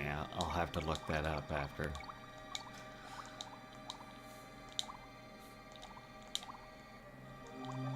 Always interesting in anything manufactured there, especially like vehicles and platforms.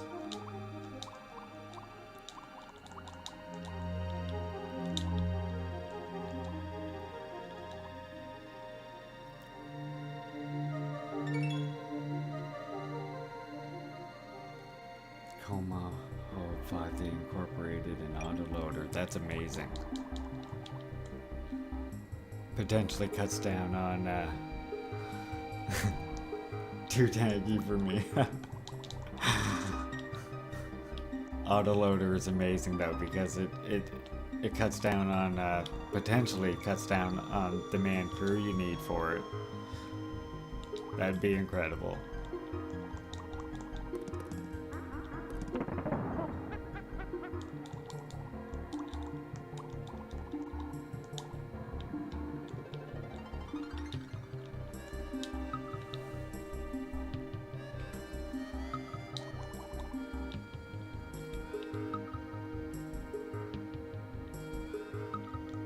That's attempting to remember the name. Yeah, I wouldn't judge you if you were.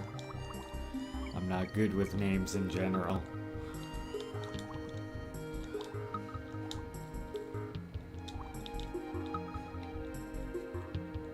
Even people's names, which gets embarrassing at times, let me tell you.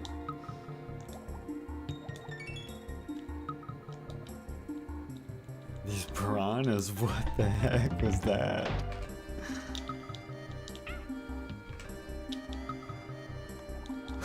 That spotter save state was brilliant.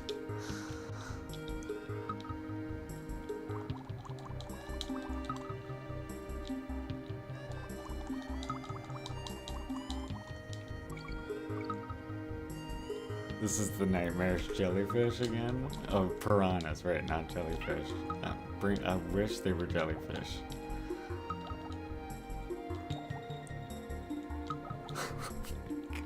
Oh my god.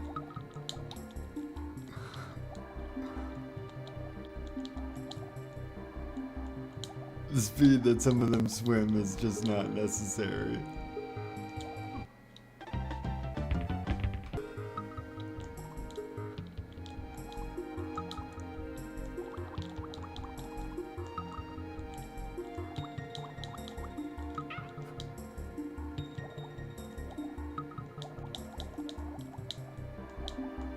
go over top of that thing.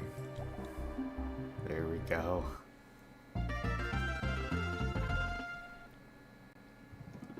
I'll have to look for them in the next parade. 3 shoemakers is wiser than people act together for goals they can make. Exactly. Those piranhas, that was too much. Making me clench my muscles.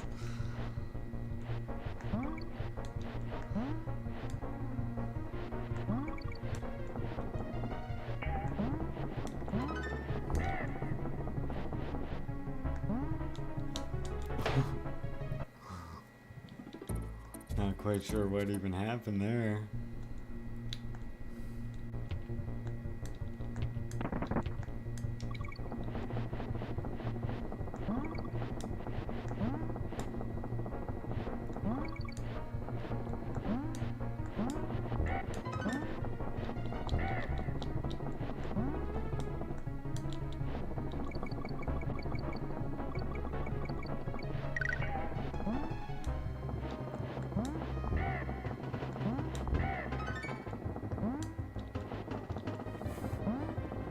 I jumped right into that bee. Oh, so the new tank that displayed at the 75th anniversary parade, I think, has the destination M. I'm writing that down so I remember.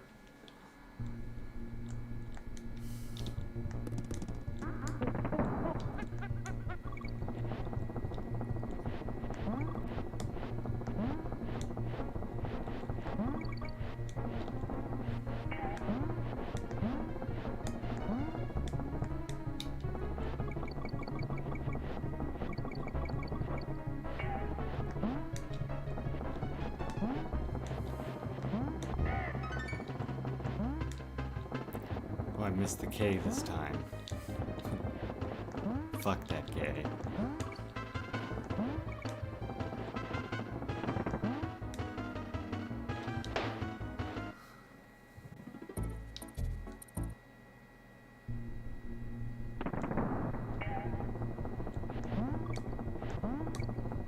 I did see the parade. I have not seen the translation of the speech yet, though.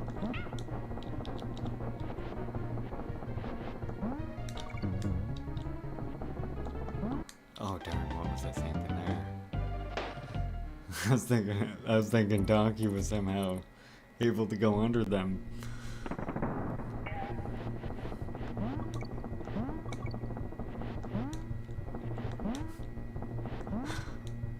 Look at that big noggin of his. He ain't getting under anything.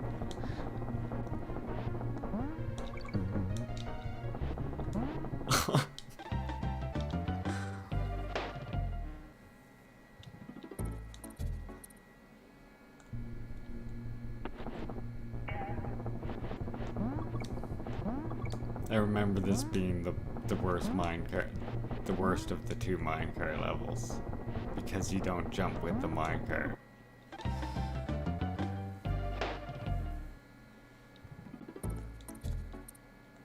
Makes it so if you jump at the wrong time, the minecart leaves without you.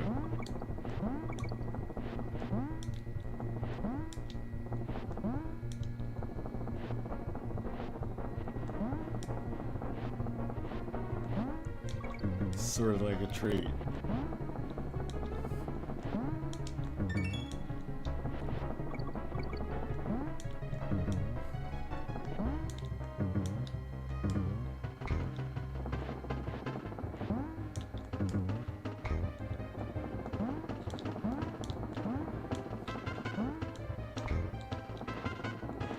Oh, darn it.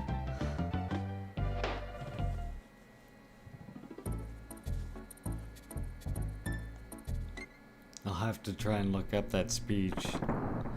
I got a website where they put all their publications for free. They have a lot of his speeches published and translated to English on there as well.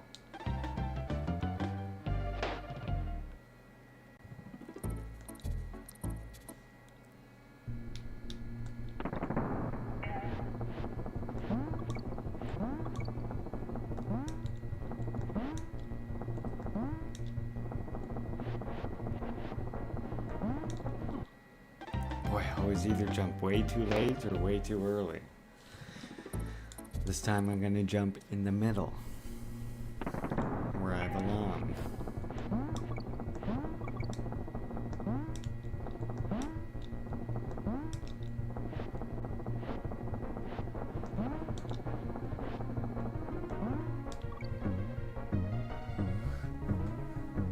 Maybe a cheap bugger and save state it there. That's what I'm gonna do.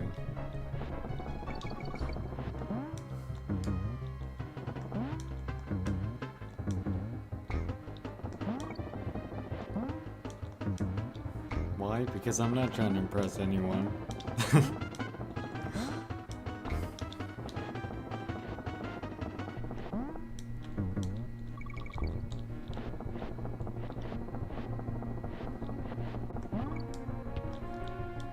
That was close.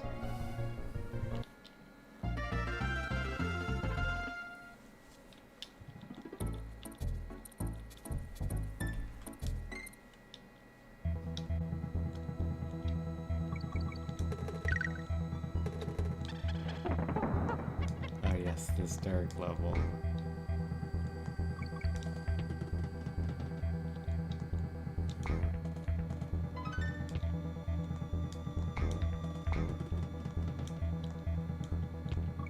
The difference between this level and Mario levels that are dark that makes this one hard is the fact that you cannot see the enemies in the dark in this level. You go back and play Mario, you'll see the enemies are lit up in the dark like that barrel.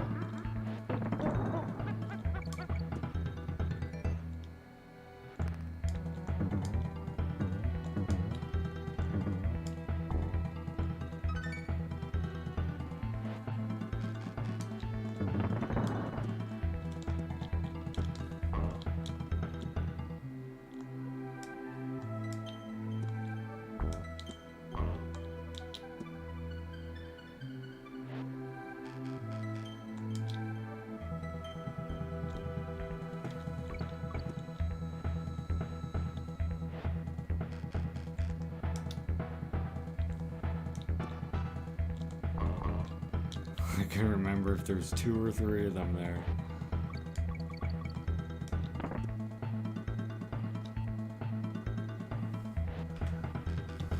They give you that halfway barrel way too early in this level.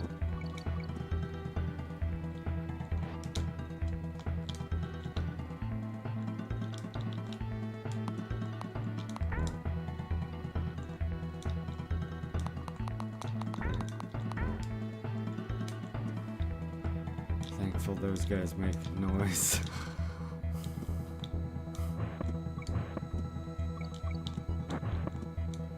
Uh-oh.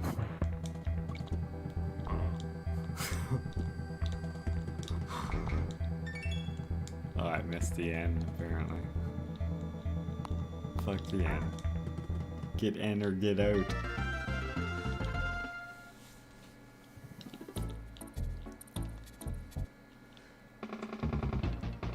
Barrel boss.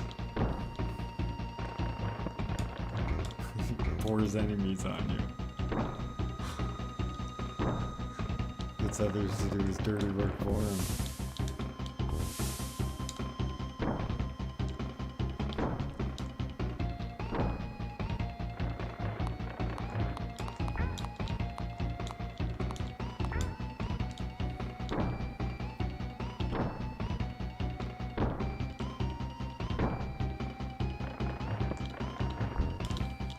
Oh.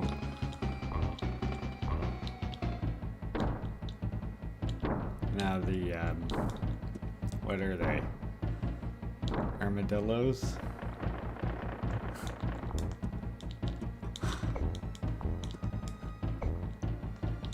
The most terrifying enemy is the armadillos.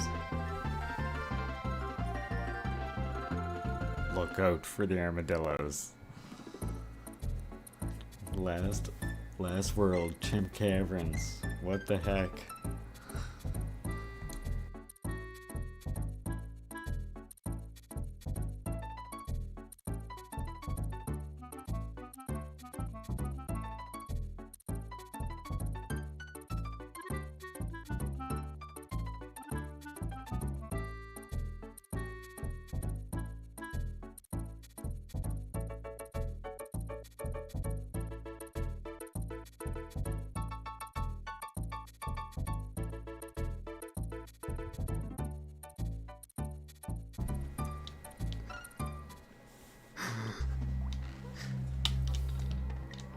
Yeah, that feel when the programmers needed boss, but we're on a deadline. So, how about a barrel with like a skull and crossbones to make it look evil?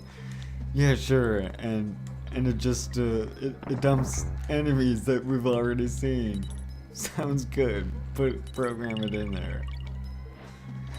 And then the best part about that is the very next enemy is like that same bird you fought as the second enemy. Only now he spits more nuts.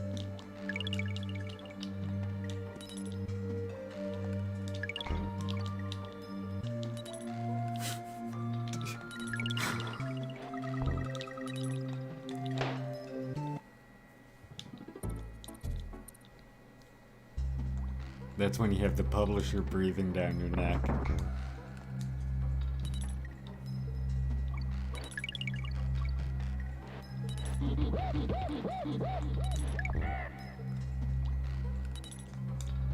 My Christmas is coming up, guys.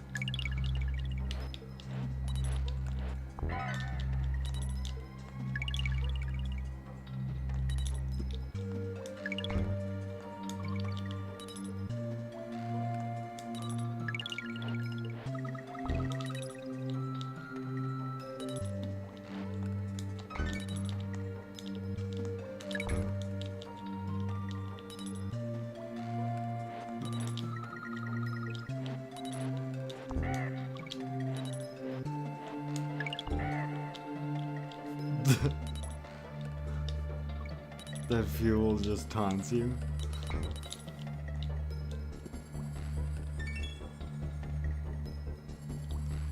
Proceeds to make AAA title profit.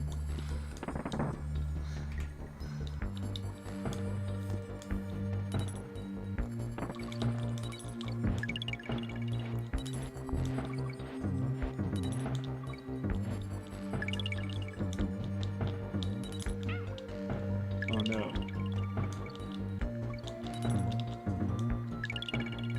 Yeah, it really speaks to the talent of some of these developers and programmers that even with the publishers' interference and dealings, that they still manage to put out such good games and stuff. Imagine what they'd be able to put out without that.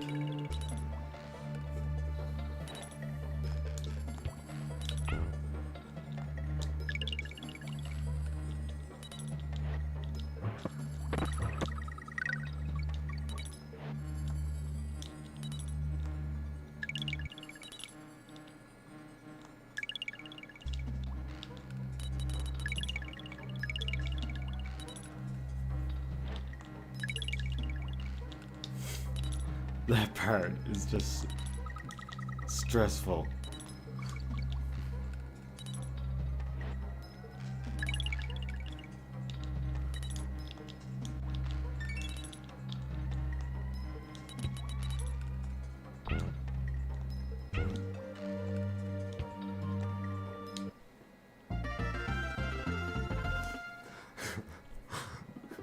Monkeys don't like fuel.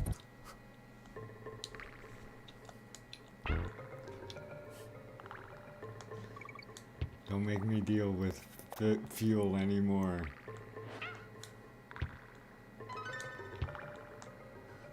The only fuel that Donkey Kong wants to deal with is the fuel of bananas in his belly.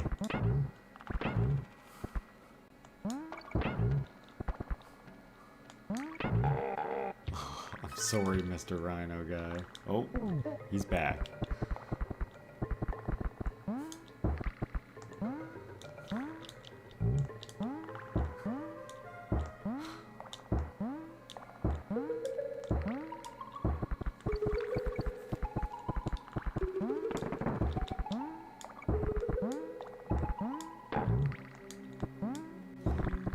Reminds me of something Bubbles always says on Trailer Park Boys. Let it go, and if it comes back to you, it's yours, and if it doesn't, it was never really yours to begin with.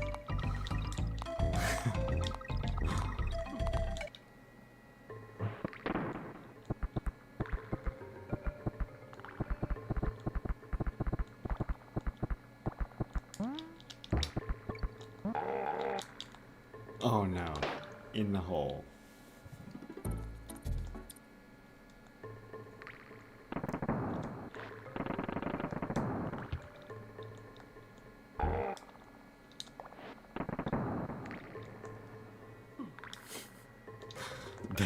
Very bad jump timing.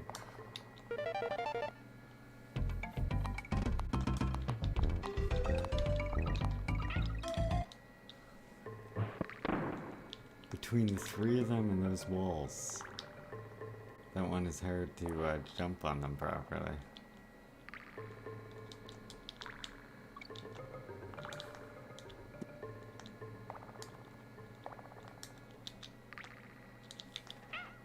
Oh no.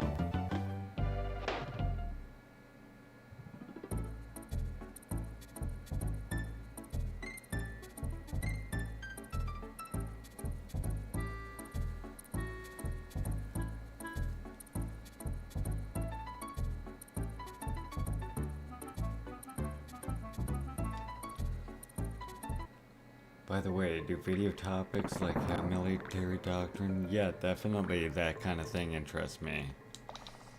If you have a link to that, I would like to see that for sure. Send it to my Facebook. I better get Donkey Kong.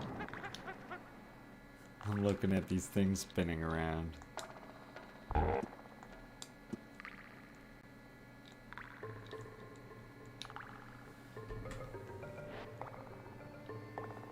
This level is all around troublesome.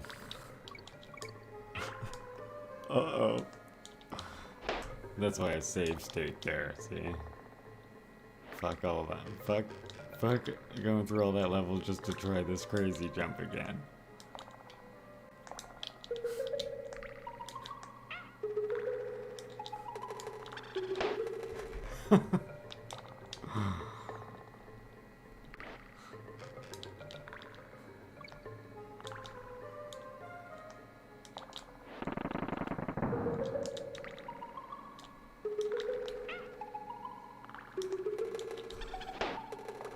This one jump is giving me all kinds of trouble.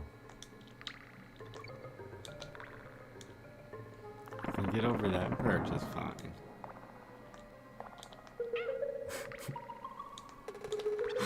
There, we'll just pretend I made that normal. See, I still got both Kongs. Nothing happened.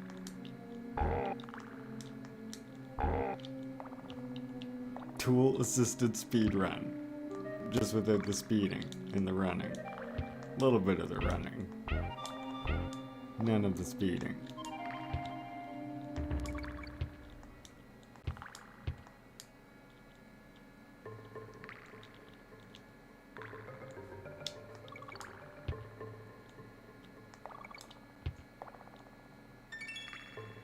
Those wheels of death are intimidating.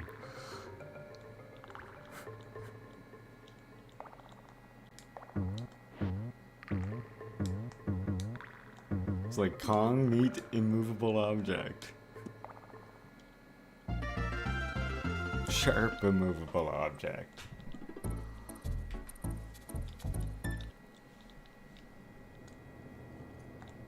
Ah yes, the misty mine of death. I see our friend the mini barrels are back. Okay, bye Diddy.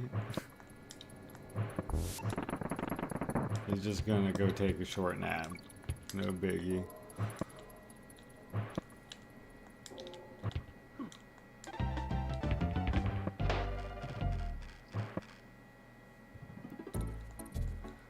I feel like I got robbed of that jump. I feel like I actually made that and they took it away from me.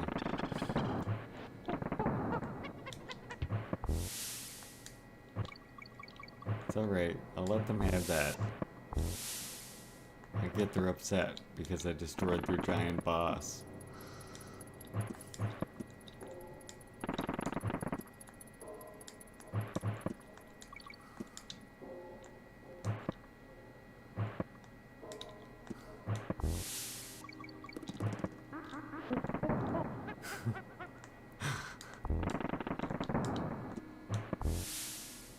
What I'm wondering is, like, are these barrels sentient or something? Alright, maybe I don't want to wonder that. That's kind of getting to be a scary thought. Sentient barrel. Like, creates the appropriate enemy for the job. That one decided beavers would be best. Oh, we definitely need beavers for this task.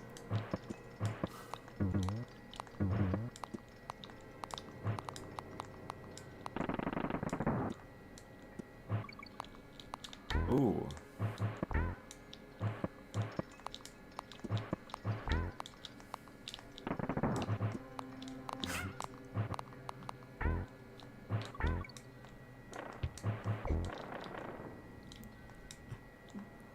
Look, it's the same order of the enemies.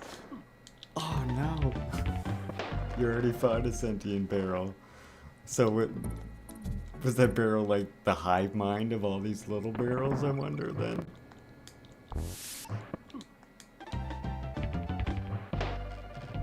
Now they're just out of control, spilling the enemies.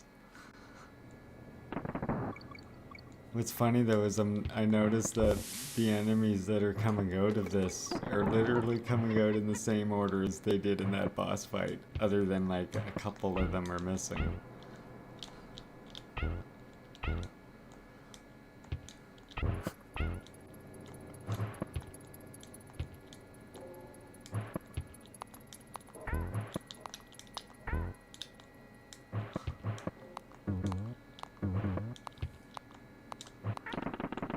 What happened to that barrel?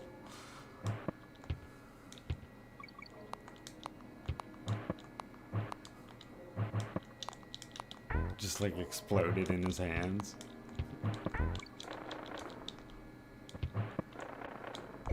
Oh my god, these fucking armadillos are ridiculous.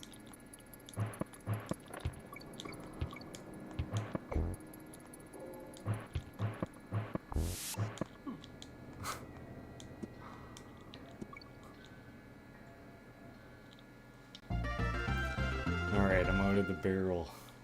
Barrel hell. Loopy lights. How loopy? Okay, that loopy. Right, and these guys that jump when you jump.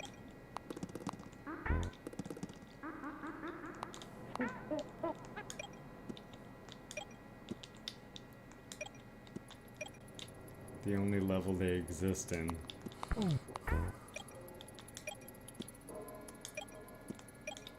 Rare species of alligator thing that only live in this one dark cave.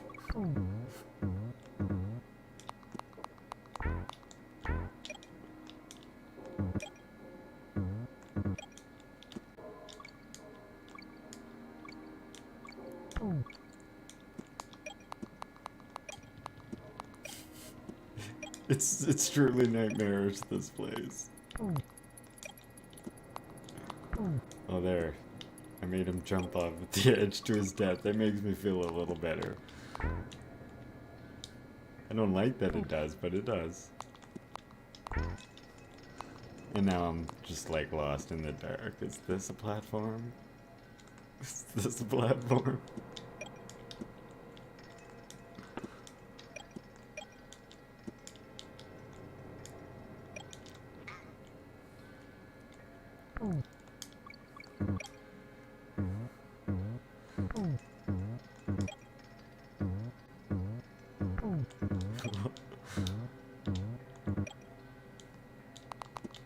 Oh goodness.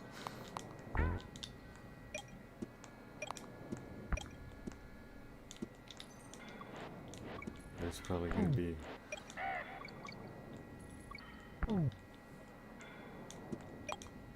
I was gonna say there was probably gonna be an alligator. I didn't expect there to be a bird up there. It really took me by surprise. Uh-oh.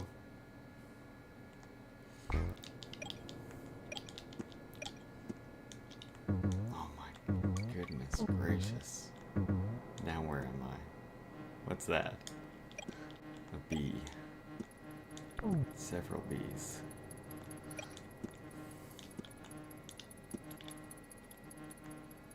Oh my god. Don't slow down now, frame rate. Oh, and of course a guy throwing barrels. And now it's dark, and I have no idea where the goddamn barrels.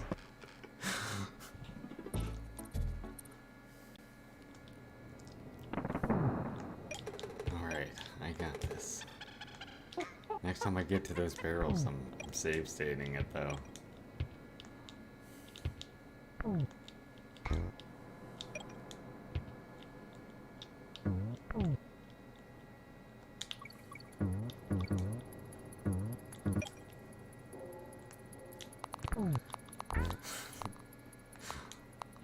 I'll make him just jump off the edge again.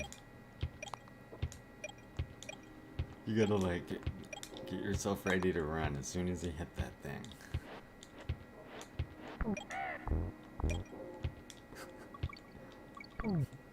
F in chat to pay respects.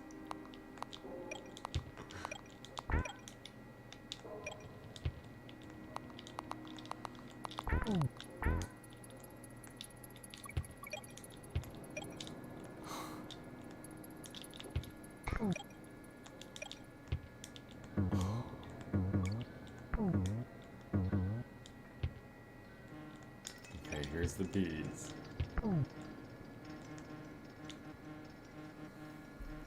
I feel like this is the best place to save state it, because then those barrels start coming at me.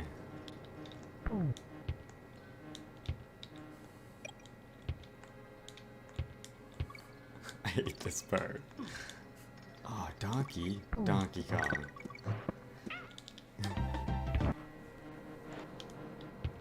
I didn't die there. I've been waiting at these bees the whole time.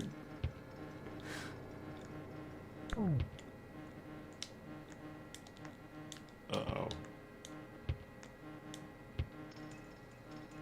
Okay.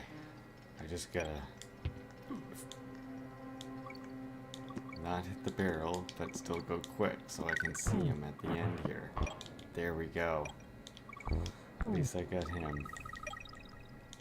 I can die happy now.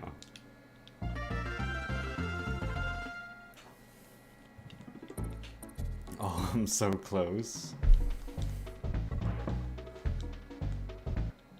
But my percentage slowed right down.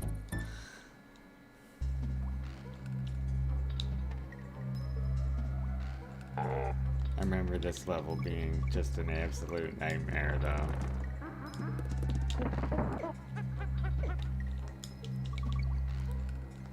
Some of these fall and stuff, or they all fall.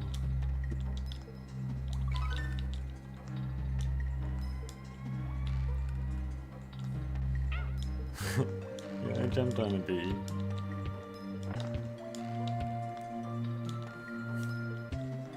Trying to show that bee I wasn't scared of it, just like those bees.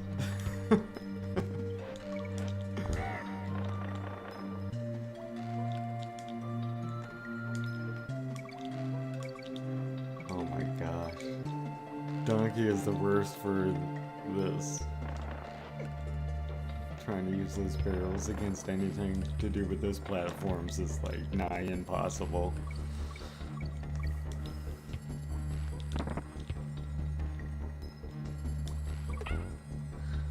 Nigh impossible, I say.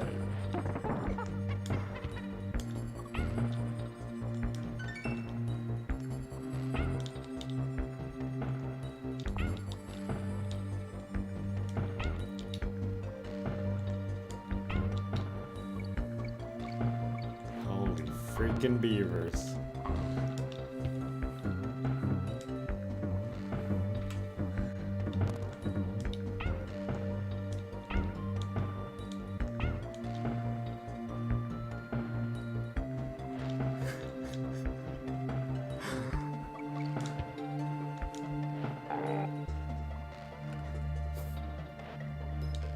Yeah, those chat mentioned those bees I almost hit. Yeah, that was beyond close.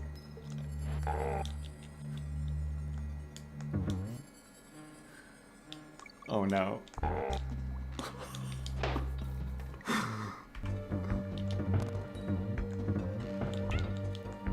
I don't know how I didn't trigger those bees hitboxes, but I'm not gonna trust the wisdom of the game. Or I'm not gonna question the wisdom of the game. Or trust it, for that matter. You can do both.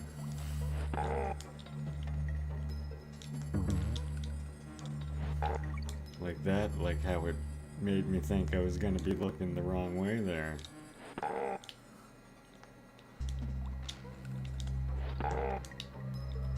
Alright, I think I threw enough barrels now. That's enough.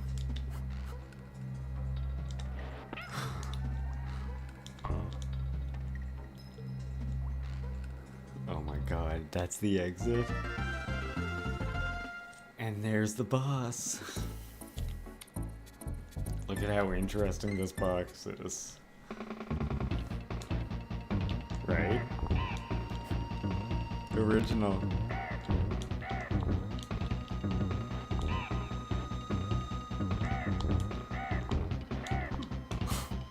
Jeez, I'm nuts.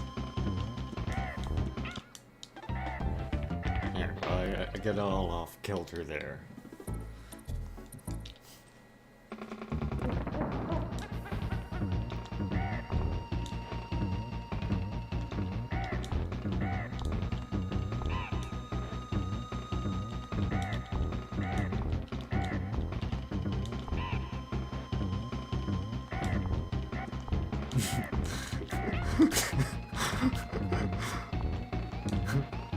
The 5-second comment is making me not be able to jump.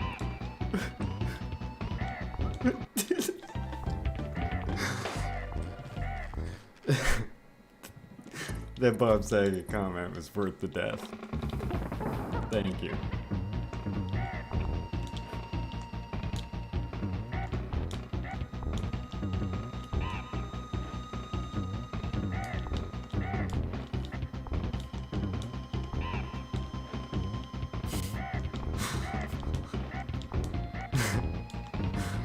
No, think about the bird.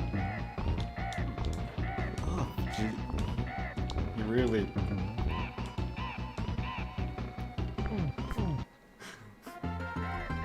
Look at that. You know what's next.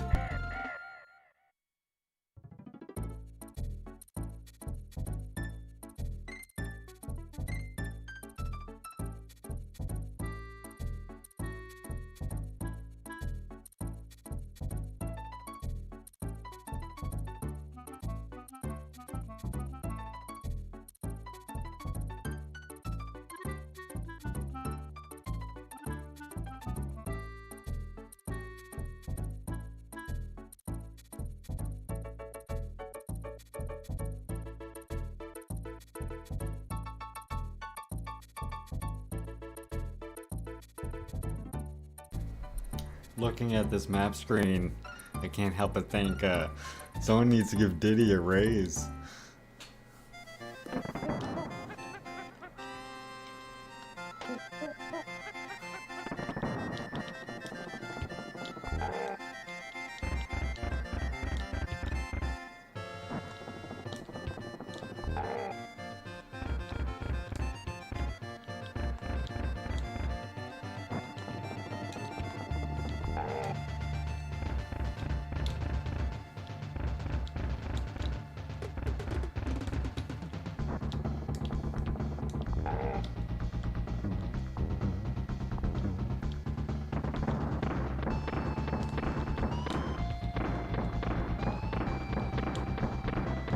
The music in this boss fight is amazing.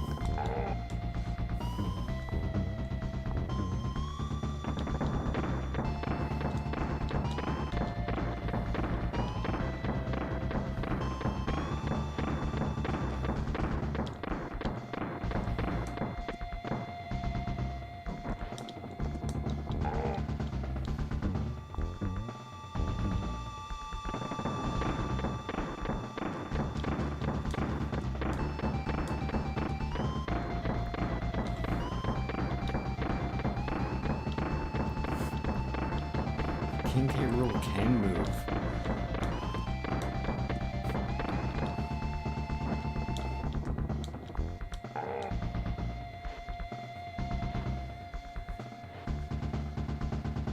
He's deceptively athletic.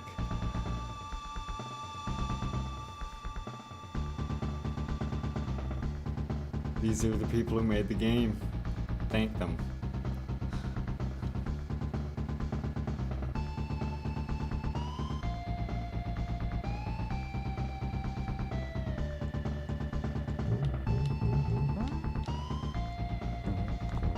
Oh, I forgot it. I forgot the way he moves after that. It's okay, that was only the first try. That's no NBD.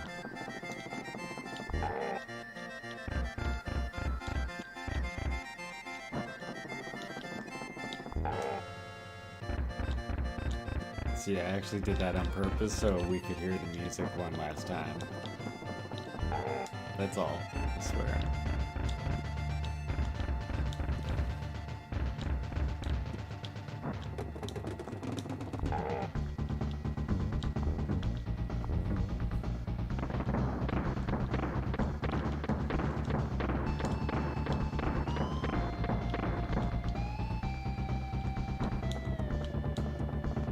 Ooh, that crown.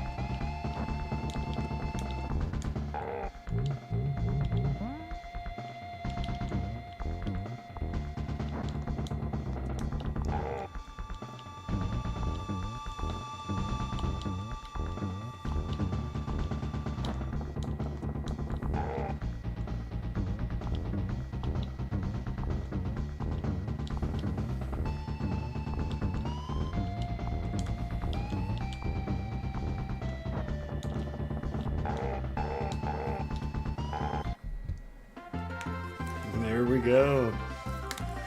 King K. Rool, dead. Bananas, recovered. Now old Cranky's gonna give me a talking to for not doing a good enough job. Not like back in his day. Typical boomer.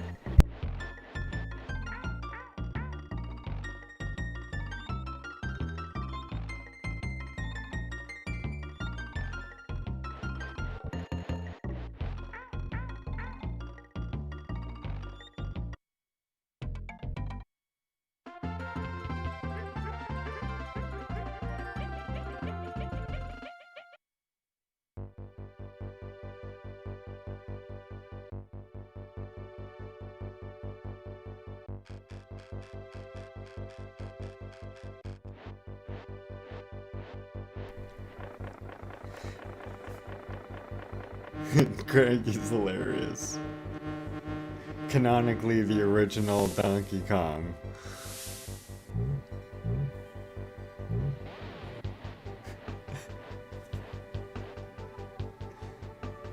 The epitome of the boomers. I think it did pretty good there. 2 hours, 27 minutes to beat it.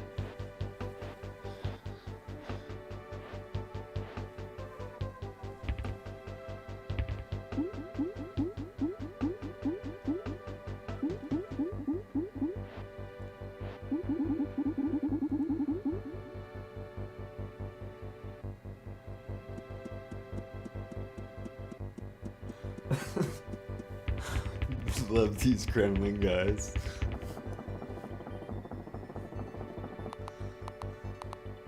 Good old claptrap. Oh, Rock Croc.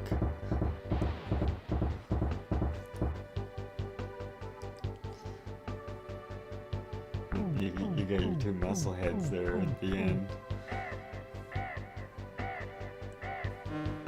Muscles so big it restricts their movement so they walk so slow.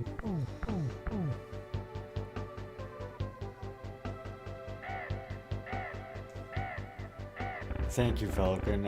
I'm not actually that great at platformers either. You're probably telling from my Mario 3 playthrough there. I give him my best shot though, and that's what counts, I think.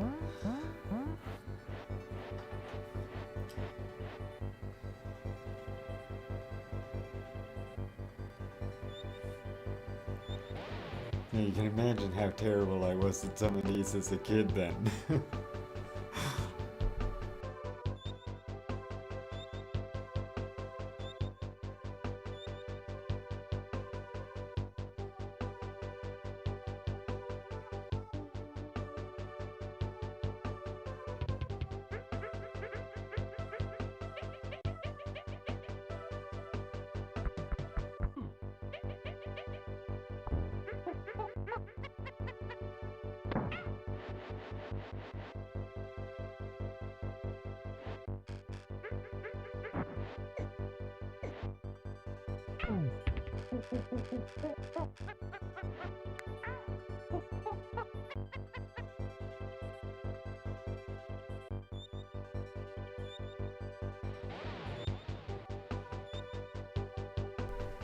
The warp flute is convenient.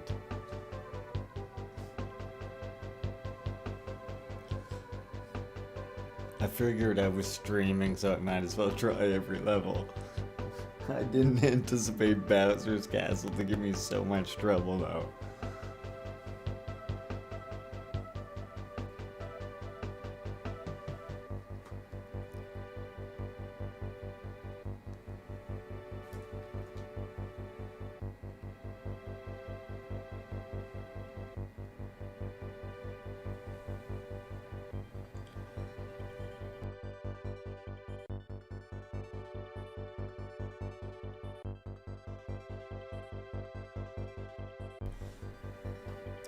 Tomorrow night I'll probably do like some kind of grab bag of games. I'm not sure what. Haven't decided that yet, but definitely some sort of like multi-stream of games. Multiple games in one stream, that is.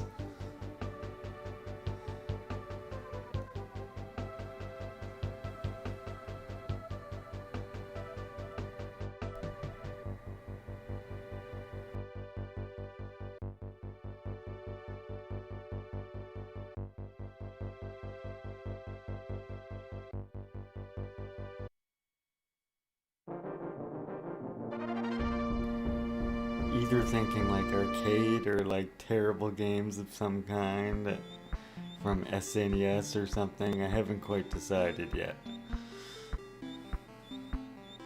That won't be until tomorrow night. I have a bunch of stuff to do with my Muscovy ducks first. I have a new duckling introducing to the flock.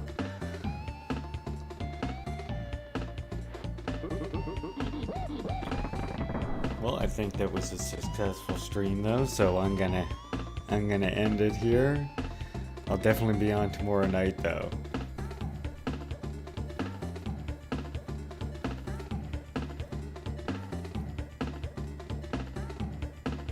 And I'll definitely let people know if I continue streaming tonight. I'll send you a message, Falcon. I'll probably cut it off tonight, just so I have the energy to do another long one tomorrow. Thanks everyone who tuned in though, and anyone who watches this later. Definitely hang out with me more tomorrow.